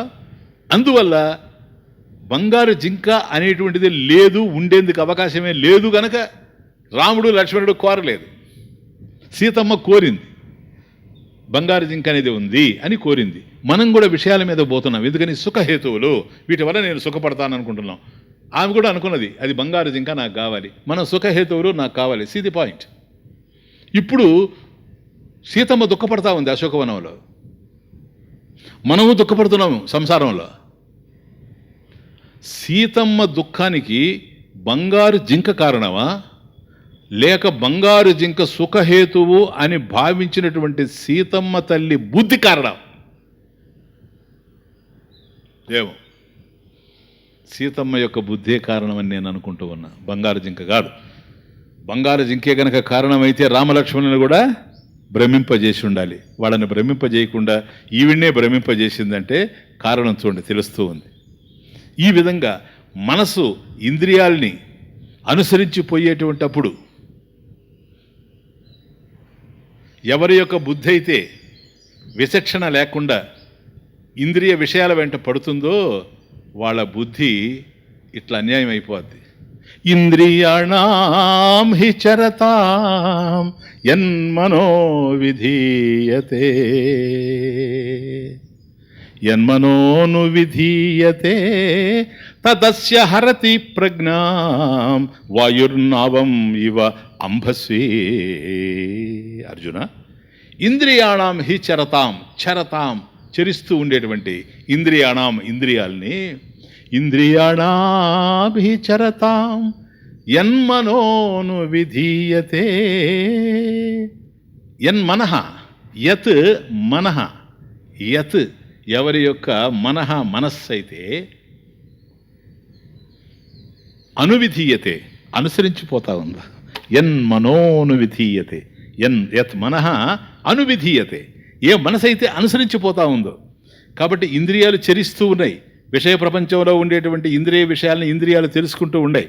ఆ ఇంద్రియాలను అనుసరించిపోయేటువంటి మనసు ఏదైతే ఉండదో, యత్ మనః అనువిధీయతే, ఏ మనసు అయితే వాటిని అనుసరించిపోతూ ఉందో, తదస్య హరతి ప్రజ్ఞాం.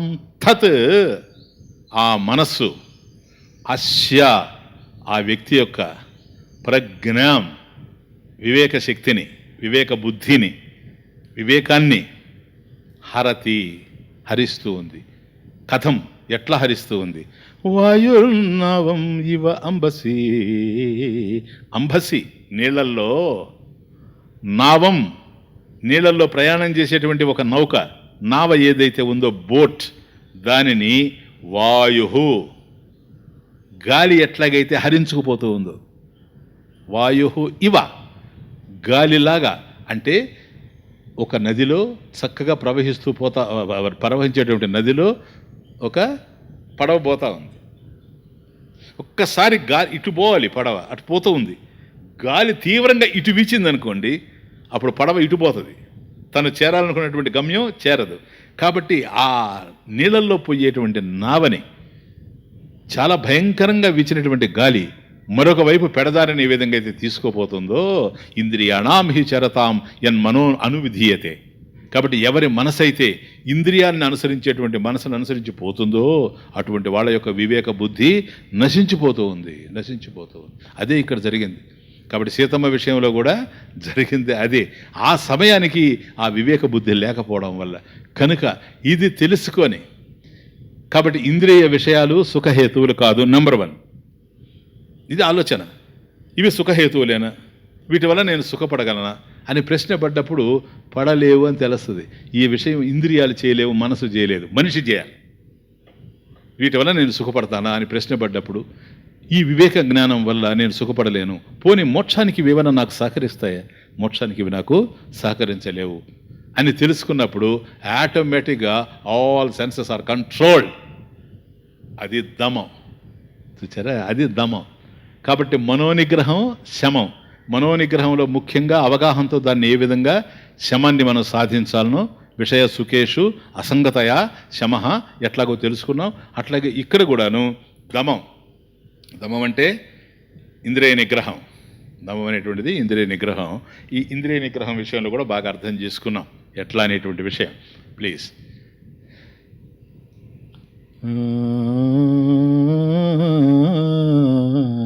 శమదమ కరుణ సంపూర్ణానాం సాధు సమాగమ సంకీర్ణానాం శమదమ కరుణా సంపూర్ణానాం సాధు సమాగమ సంకీర్ణానాం చింతా నాస్తి కిల తేషాం చింతా నాస్తి కిల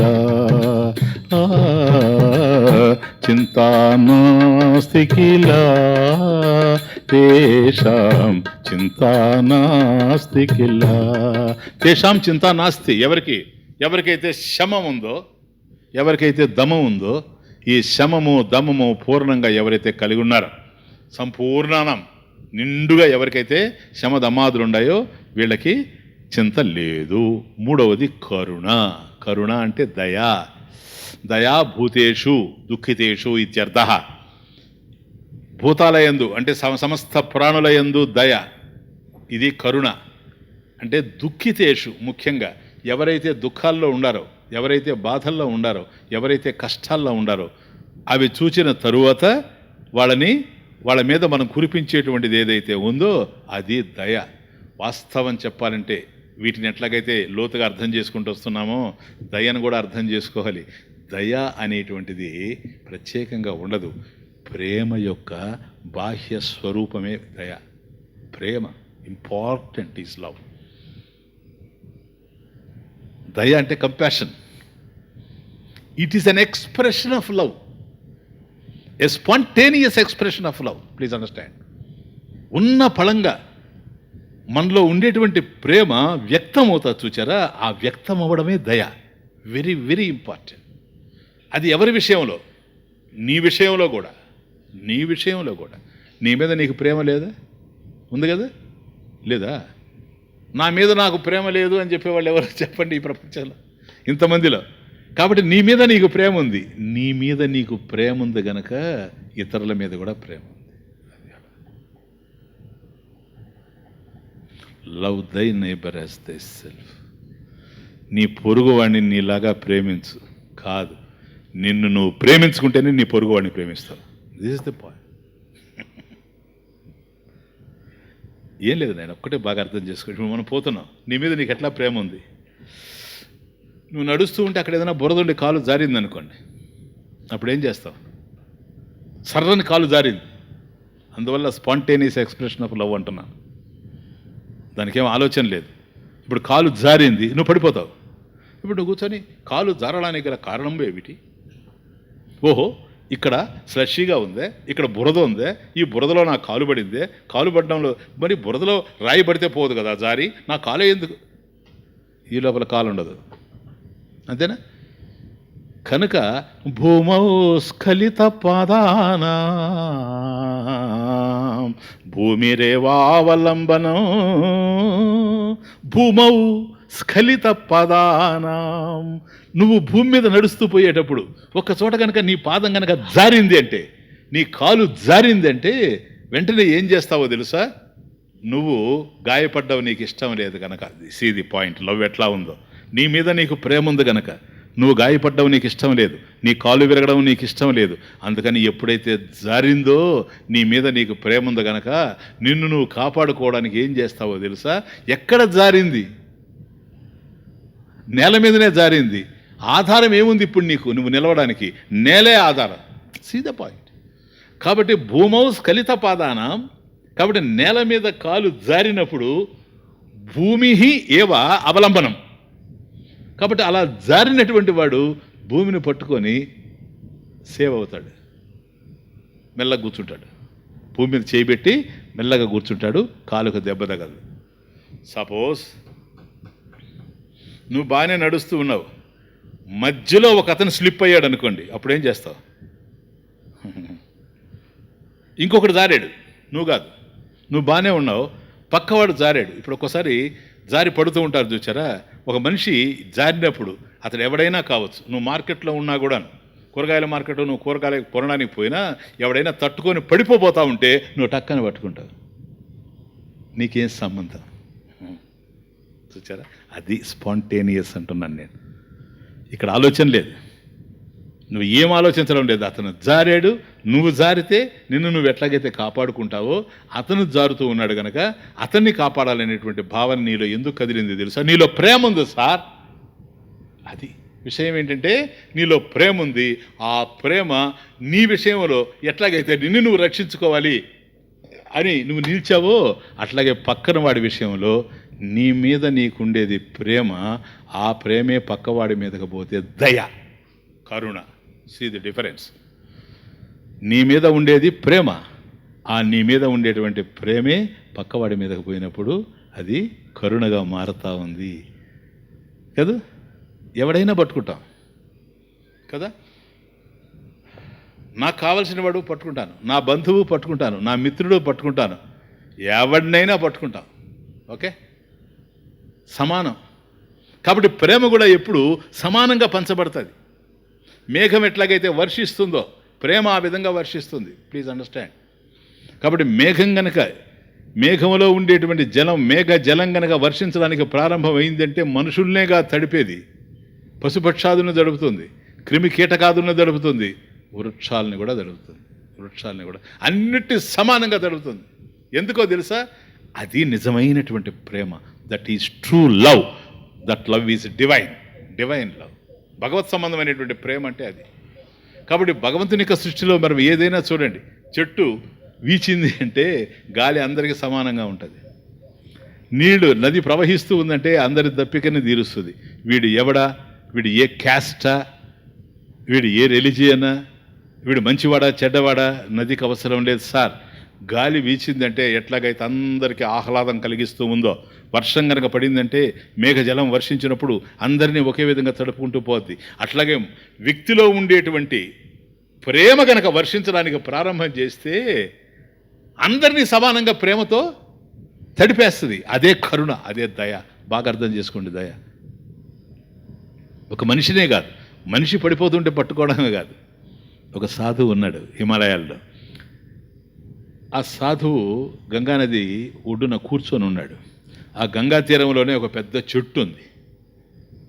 ఆ చెట్టు దగ్గర కింద ఆ నీడలో, ఆ ఛాయలో, వృక్ష ఛాయలో సాధువు కూర్చొని ఉన్నాడు.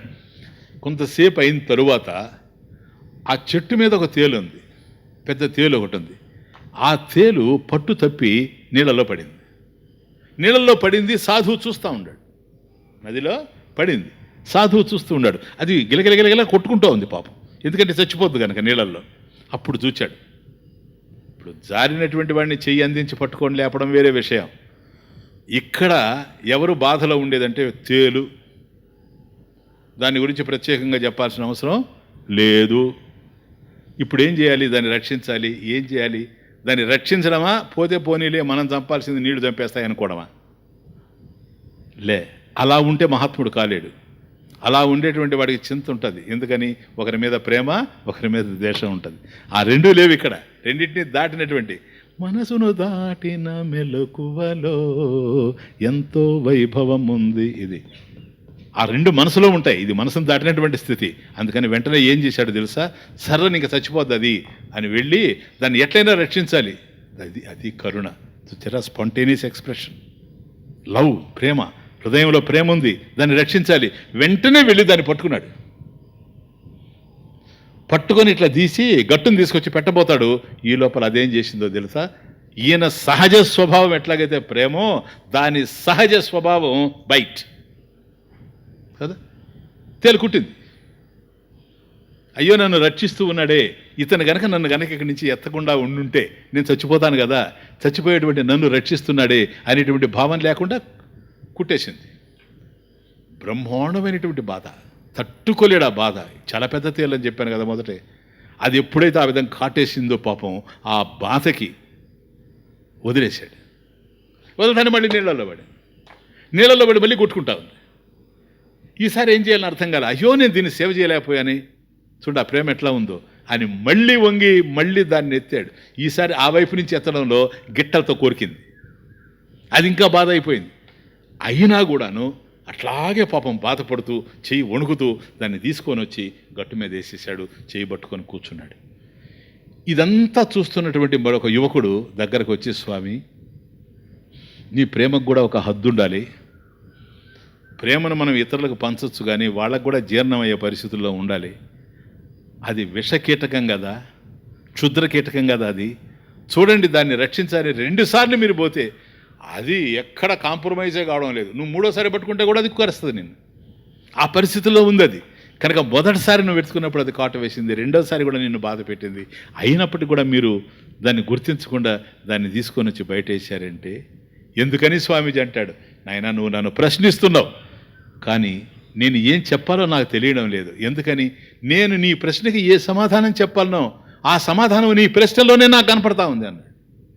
ఎందుకని? దాని స్వభావం అది క్షుద్ర కీటకం అని నువ్వు అన్నావు కదా నాయన. దాని స్వభావం ఏంటి? కుట్టడమే తేలు యొక్క స్వభావం. నా స్వభావం ఏంటి? నేను సాధు పురుషుడు, నేను సాధు మహాత్ముడు అంటున్నారు జనం, నాకు నమస్కరిస్తూ ఉండారు. నేను చేయాల్సిన పని ఏంటి నాయన? సాధువుని. శమదమ కరుణ, కరుణ. నేను దయ చూపెట్టాలి. నేను దయ చూపెట్టవలసినటువంటి వాడిని దయ చూపెట్టకుండా ఎట్లుంటాను? తన ప్రాణం పోయే సమయంలో కూడా ఆ క్షుద్ర కీటకం దాని స్వభావాన్ని వదలలేదు. నన్ను నా స్వభావాన్ని వదిలేయమంటావా? దానికన్నా హీనంగా బతకమంటావా నన్ను? తేలు కన్నా. కాబట్టి తన స్వభావాన్ని అది ఎట్లాగైతే చనిపోయేటప్పుడు కూడా వదలలేదో, నేను కూడా ప్రాణం పోయినా కూడాను వదలను. ఎందుకని? దాని బాధను నేను చూడలేను. దీంట్లో ముఖ్యమైన ఏం తెలుసా? ఎందుకు చూడలేడో తెలుసా? తను అంతటా ఉండాలనేటువంటి జ్ఞానం కలిగినటువంటి జ్ఞాని ఆ తేల్లో కూడా తన్నే చూసుకుంటూ ఉన్నాడు కనుక దాన్ని కూడా రక్షించాలి. కాబట్టి తనను ఎట్లాగైతే ప్రేమించుకుంటూ ఉన్నాడో దాన్ని కూడా అట్లాగా ప్రేమిస్తూ ఉన్నాడు. ఇది దయ. సరేనా? కాబట్టి ఆ భగవద్భావన సాధువు యొక్క హృదయంలో ఉంది గనక అది వ్యక్తంగా అవుతూ ఉంది. అంటే ప్రేమ స్వరూపంగా భగవంతుడు ఉన్నాడు, అదే వ్యక్తం అవుతా ఉంది. ప్లీజ్. ఎక్కడో లేడు దేవుడు, నీలోనే నీకు తోడున్నాడు. ఎక్కడో లేడు దేవుడు, నీలోనే నీకు తోడున్నాడు. భక్తి ఉంటే పలుకుతాడు, భక్తి ఉంటే పలుకుతాడు. జ్ఞానం ఉంటే కనిపిస్తాడు, భక్తి ఉంటే పలుకుతాడు. జ్ఞానం ఉంటే కనిపిస్తాడు. హృదిలో దయగా ఉంటాడు, దారి చూపుతూ నడిపిస్తాడు. నీలో దయగా ఉంటాడు, దారి చూపుతూ నడిపిస్తాడు. ఎక్కడో లేడు దేవుడు, నీలోనే నీకు తోడున్నాడు. అందువల్ల అంటుంటారు మనవాళ్ళు, దయగల హృదయం భగవన్ నిలయం అంటుంటారు. ఇది ఒక సూక్తి. అంటే ఎవరి హృదయంలో అయితే దయ ఉందో వాళ్ళు సాక్షాత్ భగవత్ స్వరూపులు. ఎందుకని? అందరూ భగవత్ స్వరూపులే. భగవత్ స్వరూపులు కాని వాళ్ళు ఎవరు? అమృతత్వస్య పుత్ర, అందరూ అమృతత్వులే, అమృత స్వరూపులే. కాబట్టి ఎందుకంటే అందరి హృదయంలో భగవంతుడు ఉండడమే నేను అర్థం చేసుకో. ఈశ్వర సర్వభూతానాం హృదేశే అర్జున తిష్టతి. హే అర్జున, ఈశ్వర సర్వభూతానాం సర్వప్రాణినాం హృద్దేశే హృదయ దేశే తిష్టతి. హృదయంలోనే ఉన్నాడు భగవంతుడు అంట. హృదయంలో ఎట్లున్నాడు చెప్పండి? హృదయము 4 అక్షరాలు, హృదయము. మధ్యలో ఉన్నాడట భగవంతుడు. మధ్యలో ఎట్లుంటాడు? ముందుండేది హృ, చివరుండేది ము, మధ్యలో ఉండేది దయ. కరుణ కరుణ కరుణ కరుణ. అది దయగా హృదయంలో ఉంటాడు, దారి చూపుతూ నడిపిస్తాడు. రామ రామ జయ రాజారాం, రామ రామ జయ సీతారాం. ఇది ప్రేమ. కాబట్టి ఈ ప్రేమ హృదయంలో ఉంటుంది. ఎవరికి? తేషాం, వారికి. అందుకని చింత లేదు. ప్రేమ హృదయంలో ఉంది కనుక చింత వచ్చేటువంటి అవకాశమే లేదు. తేషాం చింత నాస్తి. కాబట్టి అదే కరుణ. కాబట్టి ఎవరినైనా ప్రేమిస్తాడే కానీ ప్రేమించకుండా ఉండలేడు. ఎవరిని ద్వేషించడం సాధ్యం కాదు, అయ్యే పని కానే కాదు. అందువల్ల సన్యాసికి దీక్ష ఇచ్చేటప్పుడు ఇది ఒక్క సన్యాసికే తెలుస్తుంది, ఇంకెవరికి తెలియదు. దీక్ష ఇచ్చే సమయంలో గురువు పలికిస్తాడు సన్యాసి చేత, మా భైష్ట సర్వభూతానాం అభయప్రద సన్యాసి ఇత్యర్థ. ఈ వాక్యం పలకాల.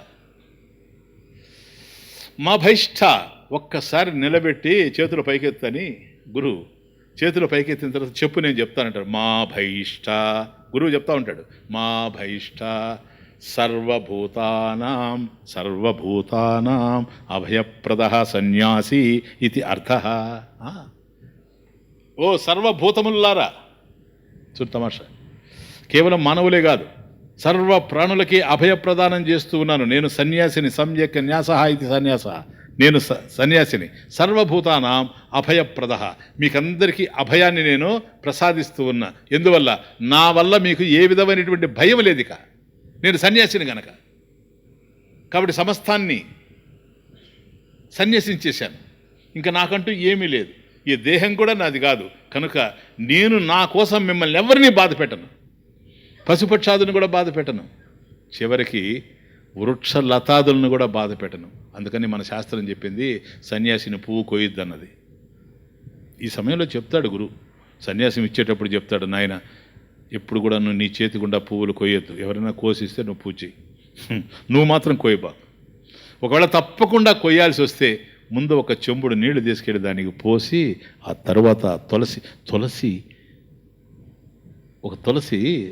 అట్లా తీసుకున్నాం అనుకో, తులసి దళాన్ని కొయ్యాలంటే కూడా ముందు ఒక చెంబు నీళ్లు పోసి తర్వాత తులసి దళాన్ని తీసుకోవాలి. ఇది ఎందుకని? అభయం సర్వభూతేభ్యో, అభయం సర్వభూతేభ్యో ఏతద్ వ్రతం మమ, అది నా వ్రతం తీసుకుంటా ఉన్నాడు సన్యాసి. కనుక అందరినీ ప్రాణ సమానంగా చూసుకునేటువంటిది కరుణ, ఇదే దయ. ఇది లోపల ప్రేమగా ఉంది, లోపల బయట దయగా వ్యక్తమవుతూ ఉంది. ఒకవేళ మనం ఏ విధంగానూ ఇతరులకి ఉపయోగపడలేని పరిస్థితి ఉంటే శాస్త్రం అన్నది అప్పుడు ప్రార్థన చేయి చాలు. ఎక్కడో ఉండారు, అమెరికాలో ఉండారు, నువ్వేం ఉపయోగపడలేవు ఇక్కడి నుంచి. నువ్వు చేయాల్సింది ఏంటో తెలుసా? ప్రార్థన. ఇదంతా మనకు శాస్త్రం నేర్పిస్తూ ఉంది, ఇదంతా మనకు శాస్త్రం తెలియజేస్తూ ఉంది. కాబట్టి ఎప్పుడైనా కూడాను మనం ఇతరులకి ఉపకరించలేనప్పుడు చేయగలిగింది ఏమిటంటే, మనం చేయలేనటువంటి మన కృషితో మనం ఏదైతే చేయలేకపోతున్నామో భగవంతుడి యొక్క కృప ద్వారా మనం అది చేసేటువంటి అవకాశం ఉంటుంది కనుక భగవంతుని మనం ప్రార్థించాలి. అంతకన్నా మనం చేసేది ఏం లేదు. ఈ ప్రార్థన ఎంతవరకు పోతుంది? ఒక్కరికి పరిమితమా? లేదు. సాధు హృదయం ఒకరికి పరిమితం కాదు ఎప్పుడు. అందుకని సర్వే జనాః సుఖినో భవంతు ఇట్లా వచ్చింది.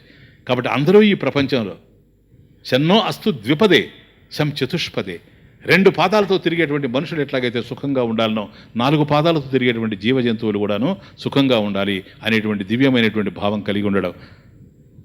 శమదమ కరుణ సంపూర్ణ సాధు సమాగమ సంకీర్ణానాం చింతా నాస్తి కిల తేషాం చింతా నాస్తి కిల చింతా నాస్తి కిల తేషాం చింతా నాస్తి కిల.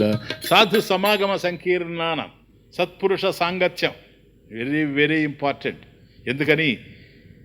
ఇప్పటి వరకు చూడండి తమాషా, శమము, దమము, కరుణ, ఈ 3 లక్షణాలు మనం తయారు చేసుకునేటువంటివి. కాబట్టి శమాన్ని అవగాహనతో తయారు చేసుకుంటున్నాం, దమం కూడా అట్లాగే అవగాహనతో ఇంద్రియ నిగ్రహం చేసుకుంటూ ఉన్నాం, అట్లాగే కరుణ మన హృదయంలో ఉండేటువంటి ప్రేమని వ్యక్తం చేస్తూ ఉన్నాం దయ రూపంలో. ఇవంతా మనం చేసుకునేటువంటివి. ఇది ఎట్లాంటిదంటే ఒక మొక్క తను పెరుగుతూ రావడం. కాబట్టి మొక్కకు మనం దానికి కావలసినటువంటి ఎరువు అది ఇది అంతా వేసినా మొక్క పెరుగుతూ ఉంటుంది. కానీ ఎంత ఎరువు వేసినా, నీళ్లు పోసినా, సూర్యరశ్మి అందించినా, అది చక్కగా పెరుగుతూ ఉండినా ఏదో ఒక్క క్షణంలో పశువులు అవి వచ్చి దాన్ని పాడు చేసేయచ్చు. కనుక అది సురక్షితంగా ఉండాలి అని అనుకున్నప్పుడు దాని చుట్టూ కంచె ఎంత అవసరమో కాబట్టి మనల్ని మనం పెంచుకోవడానికి ఆధ్యాత్మికంగా శమము, దమము, కరుణ ఇవన్నీ ఎట్లాగైతే మనం తయారు చేసుకుంటామో మళ్ళీ మనం పాడు కాకుండా ఉండడానికి మనల్ని రక్షించేటువంటి కంచె లాంటిదే సత్పురుష సాంగత్యం. సాధు పురుషులు వాళ్ళ మధ్యలో ఉంటే జీవితం ధన్యమైపోయినట్టే. త్రిజగతి సజ్జన సంగతి రేఖా భవతి భవార్ణవ తరణే నౌకా. త్రిజగతి సజ్జన సంగతి రేఖా భవతి భవార్ణవ తరణే నౌకా. శంకరాచార్య స్వామి. త్రిజగతి ఈ ముల్లోకాల్లో కూడాను త్రిజగతి సజ్జన సంగతి, సజ్జనానాం సంగతి. సత్పురుషుల యొక్క సాంగత్యం ఎట్లాంటిదంటే భవార్ణవ, భవ ఏవ ఆర్ణవ, భవార్ణవ సంసార సముద్ర. భవం అంటే సంసారం, అదే సముద్రం, సంసార సాగరం. భవ ఏవ ఆర్ణవ భవార్ణవ సంసార సముద్రం. తత్తరణే దానిని దాటడానికి ఏకా ముఖ్య నౌక భవతి ఇత్యర్థ. కాబట్టి దాన్ని దాటడానికి ఉపయోగపడేటువంటి ఒక నౌక ఏదైతే ఉందో అది సత్పురుషుల యొక్క సాంగత్యము. కాబట్టి సత్పురుషుల యొక్క సహచర్య భాగ్యం మనకు లభ్యమైంది అంటే మాత్రం జీవితం పాడు కాకుండా రక్షిస్తూ ఉంటుంది. ఎందుకని అనుక్షణం వాళ్ళు మనల్ని కాపాడుతూ ఉంటారు. భక్తి జ్ఞాన వైరాగ్యాది పునః పునః స్మారయంతి బోధయంతి చ మహాంతః అని వ్యాఖ్యానం. ఏంటో తెలుసా? భక్తి అంటే ఏంటి? సత్పురుషుల దగ్గరికి, మహాత్ముల దగ్గరకు పోతే వాళ్ళు ఏం మాట్లాడరు. వాళ్ళు మాట్లాడితే భక్తి విషయమైనా ఉంటుంది, లేదా జ్ఞాన విషయమైనా ఉంటుంది, లేదంటే వైరాగ్యానికి సంబంధించిన విషయమే ఉంటుంది. దీనిని స్మరయంతి పునః పునః మళ్ళీ నువ్వు స్మరించుకునేటట్టుగా బోధించేటువంటి శక్తి సామర్థ్యాలు మహాత్ములకు ఉంటాయి. కాబట్టి నువ్వు స్మరించుకునేటట్టుగా నీకు బోధ చేసేటువంటి మహాత్ములు ఎవరైతే ఉన్నారో అటువంటి వాళ్ళ యొక్క సత్పురుష సాంగత్యం మనకు లభ్యమైతే, అటువంటి నౌకలో గనక మనం ప్రయాణం చేసినట్లయితే తత్తరణే ఏకా నౌకా ముఖ్య భవతి. అది ఒక్కటే మనని తరింపజేసేటువంటిది ఇది. అందుకని శాంతా మహాంతో నివసంతి సంతః వసంతవతు లోకహితం చరంతః. కాబట్టి లోకానికి మేలు చేసేవాళ్ళు సత్పురుషులే, ఇంకెవ్వరు కాదు. అందువల్ల త్రిజగతి సజ్జన సంగతి రేఖ భవతి భవార్ణవ తరణే నౌక అనడానికి కూడా కారణం అదే. వివేక చూడమణిలో ఆచార్యుల వారు అంటారు ఆ మాట, శాంతామహాంతో నివసంతి సంతః వసంతవత్ లోకహితం చరంతః.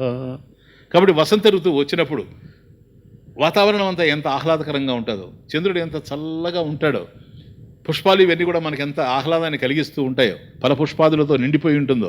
కాబట్టి వసంత ఋతువు ప్రపంచాన్ని ఏ విధంగా అయితే ఆనందంతో నింపుతుందో అట్లాగే మహాత్ములు కూడాను శాంతః మహాంతః సంతః. మహాత్ములు శాంతులు, ప్రశాంత చిత్తులు, చింతారహితులు, వసంత ఋతువులాగా లోకహితం చరంతః, ఈ లోకానికి మేలు చేస్తూ చరిస్తూ ఉంటారు. అటువంటి మహాత్ముల యొక్క భాగ్యం, వాళ్ళ సహచర్య భాగ్యం కనుక మనకు కలిగితే తరించిపోతాము. కనుక ఫస్ట్ చరణంలో అదే ఇంపార్టెంట్. శమము, దమము, కరుణ, సాధు సమాగమం ఇవి మాత్రం ప్రధానంగా ఉండాలి. సాధు స్నేహము జన్మ సార్థకము, సాధు స్నేహము జన్మ సార్థకము, వినియోగపడితే భక్తి సులభము ముక్తి సాధకము. మనం ఒక్కోసారి కొన్ని పరిస్థితుల వల్ల భక్తి చేస్తూ ఉంటాం, మధ్యలో ఆగిపోద్ది. అనేక కారణాలు ఉంటాయి, ఈతి బాధలు ఉంటాయి, సంసార బాధలు ఉంటాయి. కానీ ఒక్కసారి మహాత్ముల దగ్గర పోయి కూర్చుంటే మళ్ళీ రీఛార్జ్ అయిపోతూ ఉంటాం, అంతే, ఇంకేం లేదు. సాధు స్నేహము జన్మ సార్థకము, వినియోగపడితే భక్తి సులభము ముక్తి సాధకము. హితము చేయును సాధు సన్నిధి సర్వజనులకు దివ్య పెన్నిధి. హితము చేయును సాధు సన్నిధి సర్వజనులకు దివ్య పెన్నిధి. క్షయము లేనిది క్షేమమైనది, క్షయము లేనిది క్షేమమైనది, మోక్షధామము, క్షయము లేనిది క్షమమైనది, మోక్షానికి మార్గమైనది.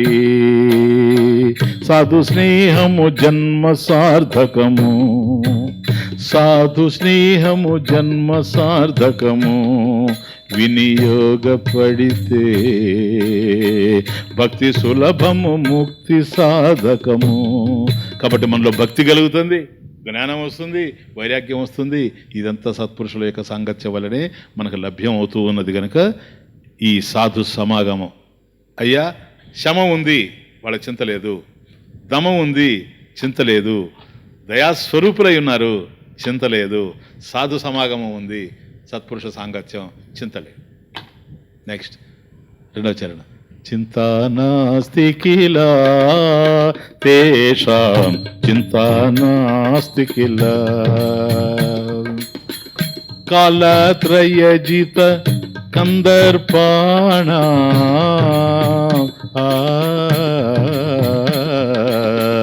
కాలత్రయజిత కందర్పాణాం, ఖండిత సర్వేంద్రియ దర్పాణాం, ఖండిత సర్వేంద్రియ దర్పాణాం, చింతా నాస్తి కిలా తేషాం, చింతా నాస్తి కిలా, చింతా నాస్తి కిలా తేషాం, చింతా నాస్తి కిలా. రెండో చరణం 2 పాయింట్స్. ఫస్ట్ చరణంలో 4 పాయింట్లు చూసాం, రెండో చరణంలో 2 పాయింట్స్.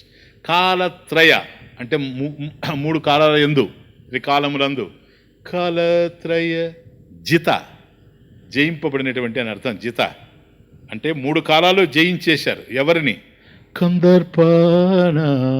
కందర్ప అంటే మన్మధుడు, అంటే కామజయం, కామజయం. కాబట్టి మన్మధుడు అనేటువంటిది కామానికి చిహ్నం కనుక మన్మధుడిని జయించడం అంటే కామాన్ని జయించడం అని అర్థం. ఎప్పుడు? 3 కాలాల్లో, కేవలం ఒక కాలం కాదు, పూజ చేసుకునే టైంలోనే కాదు, ధ్యానం చేసుకునే టైంలోనే కాదు, ఎప్పుడు సర్వకాల సర్వావస్థల యందు కామం యొక్క ప్రభావం మన మీద పడకుండా చూసుకుంటూ ఉండడం.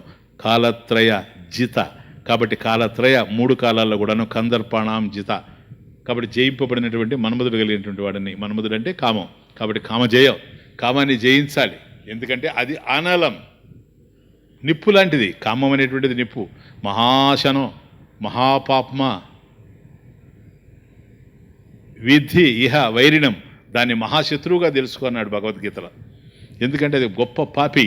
కామం అనేటువంటిది మహాపాపి, దానికి ఎంత తృప్తి అనేటువంటిది తెలియదు, మహాశన. కాబట్టి దానికి ఎప్పుడూ ఆకలే, ఎంత వేసినా ఆకలే. అందువల్ల అనలం అనలం అంటే నిప్పు. నిప్పులో మీరు ఎంతన్నా వేయండి, ఎంత వేసినా కూడా అది దగ్ధం చేస్తూ పోతుంది. కానీ అగ్ని అలం నవిద్యతే ఇది అనలం. చాలు అని అనదు, ఎంత వేస్తున్నప్పుడు కూడాను చాలు అని అనదు. అది కామం అంటే. దానికి ప్రతీకంగా, ప్రతిరూపంగా మనకు రావణాసురుడు కనపడతాడు. రావణాసురుడు జీవించింది 20,000 సంవత్సరాలు. ఈ 20,000 సంవత్సరాల్లో 19,999 సంవత్సరాలు వాడు కామంతోనే నిండిపోయి ఉన్నాడు. అంతే. వాడి కాయమంతా కామమే, ఇంకేమీ లేదు, రెండో వస్తువే లేదు. కాబట్టి వాడిని ఇష్టపడ్డ స్త్రీలే కావచ్చు, నేను కాదనడం లేదు. కానీ దాంతోనే జీవితం అంతా గడిపేశాడు. ఎప్పుడు? 19,999 సంవత్సరాలు. ఇంకా ఒకే ఒక సంవత్సరం మిగిలింది, లాస్ట్ ఇయర్. లాస్ట్ ఇయర్ అంటే నా ఉద్దేశం పోయిన సంవత్సరం అని కాదు, చివరిది ఫైనల్ ఇయర్. ఆ ఒక్క సంవత్సరం కనుక వాడు ప్రశాంతంగా ఉండుంటే జీవితం మరొక రకంగా మారిపోయి ఉండేది. అంటే 19,999 సంవత్సరాలు వాడు ఈ కామాన్ని అనుభవించిన తృప్తి అనేది లేకుండా పోవడం వల్ల అలం నవిద్యతే, చాలు అనేది తెలియకపోవడం వల్లనే ఆ ఒక్క సంవత్సరంలో భయంకరంగా వాడు సీతమ్మను వాంఛించడం జరిగింది, దుర్గతి పాలైపోవడం కూడా జరిగింది. ఆ విధంగా ఉంటుంది. కాబట్టి ఈ కామం విషయంలో చాలా జాగ్రత్తగా ఉండాలి. ఇంతకు మించినటువంటి శత్రువు మనకు లేరు. అందుకని మహాశనో మహాపాపమ. కామ క్రోధశ్చలోభర్చ దేహే తిష్టంతి తస్కరాః జ్ఞానరత్నాపహారాయ తస్మాత్ జాగ్రత్త జాగ్రత్త. బీ కేర్ఫుల్ అన్నాడు శంకరాచార్య స్వామి. ఎందుకని? కామ క్రోధశ్చ లోభశ్చ, ఈ కామము, క్రోధము, లోభము అని ఇవి ఎక్కడున్నాయి? మనలోనే ఉన్నాయి. దేహే తిష్టంతి, ఈ దేహంలోనే ఉన్నాయి. తస్కరాహ, దొంగలు. దేనికి? దొంగలు ఎక్కడైనా పడ్డారు అంటే ఇంట్లో, ఆ ఇంట్లో ఏదో దొంగతనం చేయగలిగినటువంటి విలువైన వస్తువు ఉందని అర్థం. అట్లాగే మన దేహంలో కామ, క్రోధ, లోభాదులు అనేటువంటి చోరులు, ఈ దొంగలు పడ్డారంటే చాలా విలువ అవుతుంది. మహా గొప్ప రత్నం, అమూల్యమైనటువంటి రత్నం ఉంది. ఏంటది? జ్ఞాన రత్న అపహారాయ. జ్ఞానం అనేటువంటి రత్నాన్ని అపహరించడానికి వీళ్ళు పడి ఉన్నారు. తస్మాత్ దేర్ ఫోర్ జాగ్రత్త, జాగ్రత్త, బీ కేర్ఫుల్, జాగ్రత్తగా ఉండు అని. కాబట్టి ఈ కామం విషయంలో జాగ్రత్తగా ఉండాలి. ఖండిత సర్వేంద్రియ దర్పాణం. కాబట్టి ఈ ఇంద్రియాల యొక్క మదం అణచడం, సర్వ ఇంద్రియాలు. కాబట్టి జ్ఞానేంద్రియాలు ఏవైతే ఉన్నాయో వీటి యొక్క మదం అణచడం అంటే అవి రెచ్చిపోయి మన బ్రతుకును పాడు చేయకుండా మనల్ని మనం కాపాడుకోవడం, అంతే, ఇంకేమీ లేదు. కాబట్టి ఇంద్రియాలని నిగ్రహించడము, లేదు ఇంద్రియాలని అణచడము, వాటి మదం అణచడము అంటే ఇంద్రియాలను తప్పుపట్టమని కాదు దాని అర్థం. కారణం ఏంటి? ఈ ప్రపంచంలో అందరూ స్వార్థపరులే కదా. స్వార్థం లేని వాళ్ళు ఎవరు చెప్పండి? అయ్యా నాకు స్వార్థం లేదని ఎవరు చెప్పినా అలా అనడంలో కూడా కొంత స్వార్థం ఉంది. కనుక అందరూ స్వార్థపరులే, ఇంద్రియాలు కూడా స్వార్థపరులే. వాటికి కూడాను వాటి స్వార్థం వాటికి ఉంది. కాబట్టి నాలుగు ఉంది, రసగొల్ల తినాలనుకుంటుంది, అది దాని స్వార్థం. అది తప్పు అని మనం అనడానికి ఇంక లేదు. కాబట్టి ఇంద్రియాలు ఏవైతే కోరుకుంటూ ఉన్నాయో అవి దోషమని చెప్పడానికి అవకాశం లేదు. వాటికి ఏవైతే అవసరమో అవి కోరుకుంటూ ఉన్నాయి. నీకేం కావాలో అది నువ్వు కోరుకోవాలి. ఇంద్రియాలు రసగుల్లా కోరుకుంటూ ఉన్నాయి. నేను అప్పుడు ఆలోచించాలి, అయ్యా మనం ఫాస్టింగ్, బ్లడ్ షుగరు 180 కదా, పోస్ట్ లంచి 295 కదా, మరి ఇంత పెట్టుకొని ఆ 4 రసగుల్లా కోరిందనుకో, నేను కూడా రసగుల్లా తినాలని ప్రయత్నం చేస్తే ఎట్లా? అది నాకు ఉపయుక్తమా? అది నాకు ఆరోగ్యాన్ని ఇస్తుందే అని కనుక మనం విచారం ప్రారంభం చేస్తే, శమం విషయంలో, దమం విషయంలో విచారం కొనసాగితే ఎట్లాగైతే వాటిని మనం అర్థం చేసుకొని దూరం చేసుకోగలిగామో అట్లాగే ఖండిత సర్వేంద్రియ దర్పాణం, వీటిని కూడా ఆ విధంగా మనం దూరం చేసుకునే అవకాశం ఉంటుంది. కనుక కామజేయము, ఇంద్రియ జయము ప్రధానంగా ఉండాలి. చివర లాస్ట్ చరణ.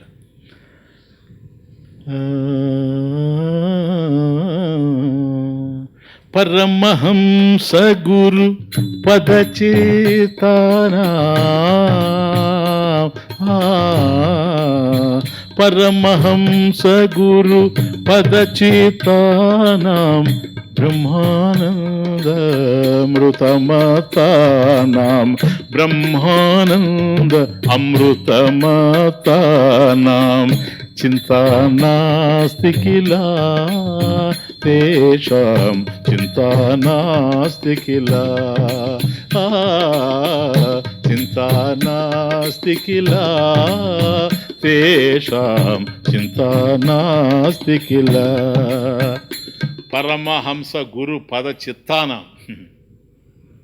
మహాత్ములైనటువంటి సంత పురుషులు ఎవరైతే ఉండారో, గురువులు ఎవరైతే ఉన్నారో, శాస్త్రాన్ని మనకు వివరించగలిగేటువంటి వాళ్ళు, సమస్త విద్యానాం, సమస్త శాస్త్రాలని, విద్యల్ని మనకు అనుగ్రహించేటువంటి గురువులు ఎవరైతే ఉన్నారో అటువంటి పరమహంసల యొక్క పరమహంస గురు పద, వాళ్ళ పాదపద్మల యందు చిత్తానాం, మనసును ఎవరైతే ఉంచుతారో, ఉంచితే తేషాం, వాళ్ళకి చింతానాస్తి, అంతే, ఇంకే లేదు. కాబట్టి మహాత్ముల యొక్క పాదపద్మాలని ఆశ్రయించినటువంటి వాళ్ళు, వాళ్ళకి ఎక్కడి నుంచి వస్తుంది చింత? ఎందుకని? వాళ్ళకి ఏదైతే అవసరమో అవన్నీ కూడా గురువు బోధిస్తూ ఉన్నాడు కనుక, గురువు బోధించేటువంటి విషయాన్ని అర్థం చేసుకుంటూ పోతూ ఉంటే వాళ్ళ హృదయంలో చింత కలిగే అవకాశం లేదు. ఎందుకని? చింత కారణం లేదు. చింతకి కారణం అనేది కనిపించదు. దాన్ని సహేతుకంగా గురువు తొలగిస్తూ పోతాడు గనక పరమహంస గురు పద చిత్తానాం. కాబట్టి గురుదేవుని యొక్క చరణ కమలముల యందు మనసు ఎవరైతే సుస్థిరంగా నిలిపారో, బ్రహ్మానంద అమృత మత్తానం, కాబట్టి ఆయన బోధించేటువంటి జ్ఞానం ఏదైతే ఉందో, బ్రహ్మజ్ఞానం, బ్రహ్మానంద స్వరూపం, ఆ ఆనందంలో ఎవరైతే మత్తెక్కుండారో అటువంటి వారికి చింతా నాస్తి. కాబట్టి హృదయాల్ని పరమహంసలైనటువంటి గురువుల యొక్క పాదాల యందు సంపూర్ణంగా సంశయం లేకుండా సంపూర్ణ శరణాగతులమై మనం గనక సమర్పించినట్లయితే తద్వారా వాళ్ళు బోధించేటువంటి ఆ బ్రహ్మజ్ఞానం ఏదైతే ఉందో ఆ బ్రహ్మజ్ఞాన పీయూషాన్ని మనం జుర్రుకుంటాము, తద్వారా దివ్యానందాన్ని పొందుతాము. కాబట్టి ఇప్పటి వరకు ఈ దీంట్లో చెప్పిందంతా కూడాను ఏది ఈ కీర్తనలో చెప్పిందంటే ఆచార్యులు వారు ఒక్క శ్లోకంలో చెప్పేస్తారు ఒక చోట. గురుచరణాంబుజ నిర్భర భక్త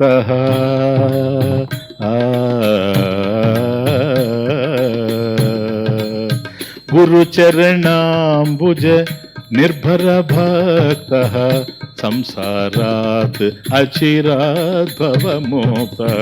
గురుచరణాంబుజ నిర్భర భక్త సంసారాత్ అచిరాత్ భవమోక్త. సేంద్రియ మానస నియమాదేవం సేంద్రియ మానస నియమాదేవం ద్రక్ష్యసి నిజ హృదయస్తందేవం ద్రక్ష్యసి నిజ హృదయస్తందేవం. గురు చరణాంబుజ గురుదేవుని యొక్క చరణ కమలాల్ని నిర్భర భక్త సంసారాద్ అచిరాద్ భవముక్త. కాబట్టి గురుదేవుని యొక్క చరణ కమలంలో యందు మనసును ఎవరైతే సుస్థిరంగా నిలిపారో అటువంటి వాళ్ళు ఈ సంసారం నుంచి శాశ్వతంగా విడిపడిపోతూ ఉన్నారు. ఈ జనన మరణ రూప సంసారం నుంచి శాశ్వతంగా విడిపడుతున్నారు. విడిపడి ఏం జరుగుతుంది? సేంద్రియ మానస నియమాత్ ఏవం. సేంద్రియ మానస నియమాత్. కాబట్టి మనసుతో కూడా ఇంద్రియాలను నిగ్రహించి, అదే ఖండిత సర్వేంద్రియ దర్పణం శమము దమము అన్ని. కాబట్టి ఇంద్రియాలని మనసుని వీటిని అన్ని నిగ్రహించి ద్రక్ష్యసి నిజ హృదయస్థం దేవం. హృదయస్థం మన హృదయంలోనే ఏ పరమేశ్వరుడైతే ఉండాడో ఆయనని చక్కగా ద్రక్ష్యసి దర్శిస్తూ ఉండారు. భగవంతుడిని ఎక్కడో కాకుండా హృదయంలోనే దర్శిస్తూ ఉండారు. తేషాం అట్టి వారికి చింతా నాస్తి. అది కనెక్షన్ అన్వయం చేసుకుంటూ పోవాలి. కాబట్టి ఎవరి హృదయంలో పరమేశ్వరుడు ఉండాడో ఆ పరమేశ్వరుడిని దర్శిస్తారు. అలా దర్శించడానికి కారణం ఏమిటంటే గురుదేవుల యొక్క చరణ కమలాల యందు భక్తితో హృదయాన్ని సుస్థిరంగా ఉంచడం వల్ల, మనసును ఇంద్రియాలని జయించడం వల్ల అట్లా జరుగుతుంది. నేను కూడా అదంటే దీనికోసంగా రాయలేదు కానీ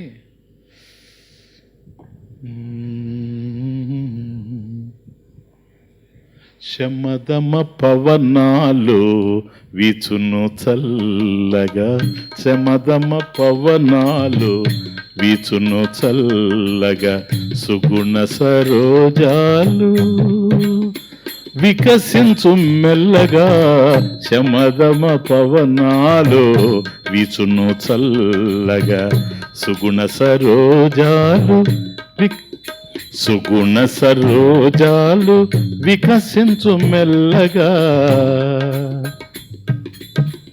సంతులు హృదయాన సుధలను గ్రోలగా సంతులు హృదయాన సుధలను గ్రోలగా జ్ఞానోదయ సమయాన సర్వము ఆనందమయము జ్ఞానోదయ సమయాన సర్వము ఆనందమయము భక్తియే బలము దైవమే భాగ్యము భక్తియే బలము దైవమే భాగ్యము గురు సన్నిధిలో సిద్ధము మోక్షము గురు సన్నిధిలో సిద్ధము మోక్షము భక్తియే బలము దైవమే భాగ్యము. సరిపోయిందా? శమాధమ కరుణ సంపూర్ణ సాధు సమాగమ సంకీర్ణాన అయిపోయింది. ఇక్కడ శమదమ పవనాలు వీచును చల్లగా శమదమ పవనాలు వీచును చల్లగా సుగుణ సరోజాలు వికసించు మెల్లగా సుగుణ సరోజాలు వికసించు మెల్లగా. అదే కరుణ దయ లోపల ఉండేటువంటి ప్రేమ విరబూయడం. శమదమాలు శమదమ కరుణ శమదమ పవనాలు వీచును చల్లగా సుగుణ సరోజాలు సుగుణ సరోజాలు వికసించు మెల్లగా. శమదమ కరుణ తర్వాత సాధు సమాగమ సంకీర్ణానం. సంతులు తుమ్మెదలై సుధలను గ్రోలగా, సంతులు సుమ్మెదలై సుధలను గ్రోలగా, సంతులు తుమ్మెదలై సుధలను గ్రోలగా, జ్ఞానోదయ సమయాన సర్వము ఆనందమయము, జ్ఞానోదయ సమయాన సర్వము ఆనందమయము, భక్తియే బలము దైవమే భాగ్యము, గురు సన్నిధిలో సిద్ధము మోక్షము, భక్తియే బలము దైవమే భాగ్యము. చైతన్య గానం 17వ క్యాసెట్లో ఉంది ఈ పాట. ఎందుకు చెప్తానంటే మహాత్ముల యొక్క, అంటే అక్కడ కూడా సాధు సమాగమ సంకీర్ణనం అన్నాడు. చివరికి వచ్చేటప్పటికి పరమహంస గురు పద చిత్తానాం బ్రహ్మానంద అమృతమత్తానాం తేషాం, అట్టివారికి చింత నాస్తి. ఈ ప్రపంచంలో చింత లేదు కాబట్టి నాకు చింత ఉండకూడదు, నిశ్చింత. అంటే మహాత్ములు కూడాను ఏదో ఆశించి నీకు బోధించడం లేదు, చాలా ఇంపార్టెంట్. త్యాగమే వాళ్ళ జీవితంలో. త్యాగే సర్వేషాం సుఖం భవేత్. వాళ్ళన్నిటినీ సమస్తాన్ని త్యాగం చేశారు. కోరికలు ఏవీ లేవు. నిన్ను తరింపజేయాలనే కోరిక కూడా లేదు. కామేన ప్రేరిత జంతు పాపం కరోతి. వెరీ ఇంపార్టెంట్, గుర్తుపెట్టుకోండి. కామేన ప్రేరిత, కోరిక ప్రేరేపించడం వల్లనే జంతు పాపం కరోతి. ఈ ప్రపంచంలో అందరు ఎందుకు పాపాలు చేస్తారంటే వెనక ప్రేరేపించేటువంటిది కామం. కామం ప్రేరేపిస్తూ ఉంటే అటువంటి కామం మహాత్ముల్లో కూడా ఉండడానికి అవకాశం లేదు.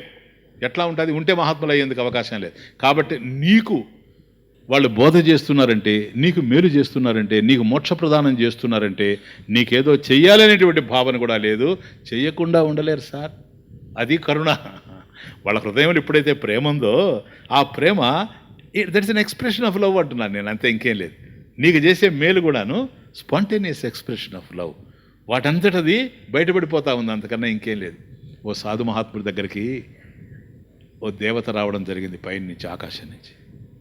ఎవరో దేవతల్లో ఒకరు, ఇంద్రుడో వరుణుడో ఎవరో ఒకరు వచ్చి, అయ్యా నువ్వు ఇంత గొప్ప మహాత్ముడివి, నీ వల్ల ఎంతోమంది తరిస్తూ ఉండారు, ఎంతోమంది ఆనందాన్ని పొందుతూ ఉండారు, ఆ మహాత్ముడు బోధల వల్ల మా జీవితాలు ఇట్లా అయ్యాయని చెప్పుకుంటూ ఉండారు, కనుక మాకందరికి కూడా, దేవతలందరినీ కూడా సంతృప్తి పడ్డాము, భగవంతుడు కూడా సంతోషపడ్డాడు, అందుకని భగవంతుడు వెళ్ళి నీకేం కావాలన్నా అది ఇచ్చిరమ్మన్నాడు, నీకేం కావాలన్నా కోరుకో అని అడిగాడు.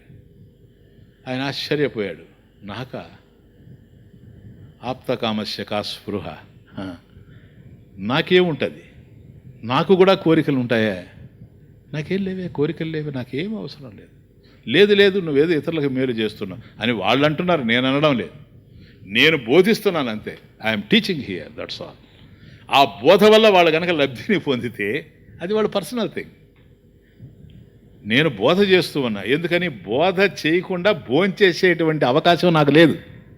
నేను ఆమె సాధు, నేను బోధ చేస్తేనే భోంచేయాలి సార్, బోధ చేయకుండా భోంచేయడానికి లేదు. ఏం చేశానని ఎట్లొస్తుంది ఆహారం? అర్థమవుతుంది? శ్వాసించకుండా మనిషి బ్రతకలేడు, బోధ చేయకుండా సాధువు బ్రతకలేడు. వాడే నిజమైన సాధు. సాధు అంటే ఎవడంటే పిచ్చి మాటలు మాట్లాడేవాడు కాదు సాధు.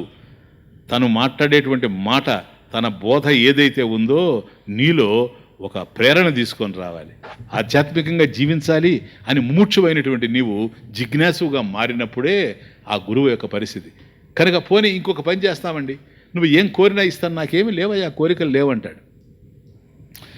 పోనీ ఎవరినైనా నువ్వు, చాలామంది మాకు స్వామీజీ ఆరోగ్యం బాగాలేదు, స్వామీజీ మా పరిస్థితులు బాగాలేవు, ఇట్లా ఉంది అట్లా ఉంది అంటారు కదా, అనారోగ్యంతో ఉండేవాళ్ళు. వాళ్ళు వచ్చినప్పుడు నువ్వు వాళ్ళని టచ్ చేస్తే వెంటనే ఆ యొక్క రోగాలని పోయేటట్టుగా నేను ఇచ్చిపోయేదా అని నాకు వద్దు అన్నాడు. ఎందుకని? అది డాక్టర్లు చేయాల్సిన పని. దానికోసం వాళ్ళు చదువుకొని వచ్చారు, సరేనా? వాళ్ళు చేస్తారు ఆ పని, నాకు అది పెట్టుకోలేను నేను, సరేనా? కాబట్టి సాధువుని నేను బోధ చేస్తాను తప్ప ఇంకొకరు చేసే పనే నేను చేయను, నాకు అదొక్కటే పని, కాబట్టి నేను ఇది చేయను అన్నాడు. అట్లాగండి, పోనీ ఇంకొకటి ఏదైనా చేస్తాం, ఇంకేంటి చెప్పండి. లేదు, మీరు గనక సంకల్పం చేస్తే వాళ్ళు ఏం కోరుకున్నా కనుక మీరు ఎస్ అంటే అది జరిగిపోద్ది, అట్లా ఇస్తామన్నాడు. అటువంటి లేదు. ఎందుకని? నాకు శాస్త్రం తెలుసు, ప్రారంధం ఉంది, ఎవరి ప్రారంధం వాళ్ళు అనుభవించాలి. ఒకవేళ వాళ్ళ ప్రారంధాన్ని కడిగేయాలని అనుకుంటే ఆ పని చేయడానికి అదిగో సిద్ధంగా ఆయన ఉన్నాడు. నేను కాదు, అది ఆయన పని, నా పని కాదు, నేను అది చేయనన్నాడు. ఎన్ని రకాలుగా అడిగినా ఆ మహాత్ముడు ఈల్డ్ కావడం లేదు. అప్పుడు చివరికి ఆ దేవత అన్నాడు, అయ్యా అయితే నువ్వు ఏదో ఒకటి మేలు చేయాలనుకుంటున్నావు కదా, మరి నేను ఇచ్చిపోవాలనుకున్నాను, ఒట్టి చేతులతో ఎట్లా పోయేది, భగవంతుడే పంపిస్తే వచ్చాను, ఏదో ఒకటి నువ్వు కోరుకోవాలి. అయితే నువ్వు ఇంతగా ప్రాధేయపడుతూ ఉన్నావు కనుక ఒక మాట చెబుతా. ఏంటని? నా వల్ల ఇతరులకి ఏం మేలు జరగాలని అది జరగని, కానీ అది నాకు తెలియకుండా జరగాలి. What a wonderful day sir. నాకు తెలియకూడదు, నేను వీళ్ళకి మేలు చేశాను అని నాకు తెలియకుండా మేలు జరగాలి ఇతరులకి. లెట్ ఇట్ బి డన్, జరగని అని అంటే అట్లాగేనని వెళ్ళాడట ఆ దేవత. ఇంతకీ ఏం జరుగుతుందో మేలు? ఏమి లేదు, ఈయనకి తెలియకుండా జరగాలి కదూ. కాబట్టి ఈయన పోతూ ఉంటే ఈయన వెనక నీడబడ్డప్పుడు ఆ నీడ ఏ రోగుల మీద పడితే వాళ్ళకి రోగాలు పోతాయి, ఏ చెట్ల మీద పడితే ఆ చెట్లు కనుక పుచ్చిపోతూ చీడబట్టి ఉంటే అవన్నీ సస్యశ్యామలంగా ఎదుగుతాయి. కాబట్టి ఎవరికి ఏ విధమైనటువంటి బాధలు ఉన్నా ఆ నీడ పడితే చాలు, వాళ్ళు హాయిగా సుఖపడిపోతూ ఉంటారు. ఇది జనానికి కూడా తెలిసింది. ఆ తర్వాత ఈయన్ని ఎవరూ పట్టించుకోలేదు. ఎందుకని? నీడనే పట్టించుకోవడం మొదలు. కాబట్టి ఆయన ఎటుపోతున్న ఆ నీడలో పోయేది అంతే, వాళ్ళు జీవితం హాయిగా ఉంటుంది, ఆయనకి మాత్రం ఏమీ తెలియదు. ఎంత అద్భుతమైనటువంటి చరిత్ర! ఇట్లా ఉంటుంది మహాత్ముల యొక్క జీవితం. ఏ కోరికలు లేనటువంటి వాళ్ళు, ఆప్తకాములు,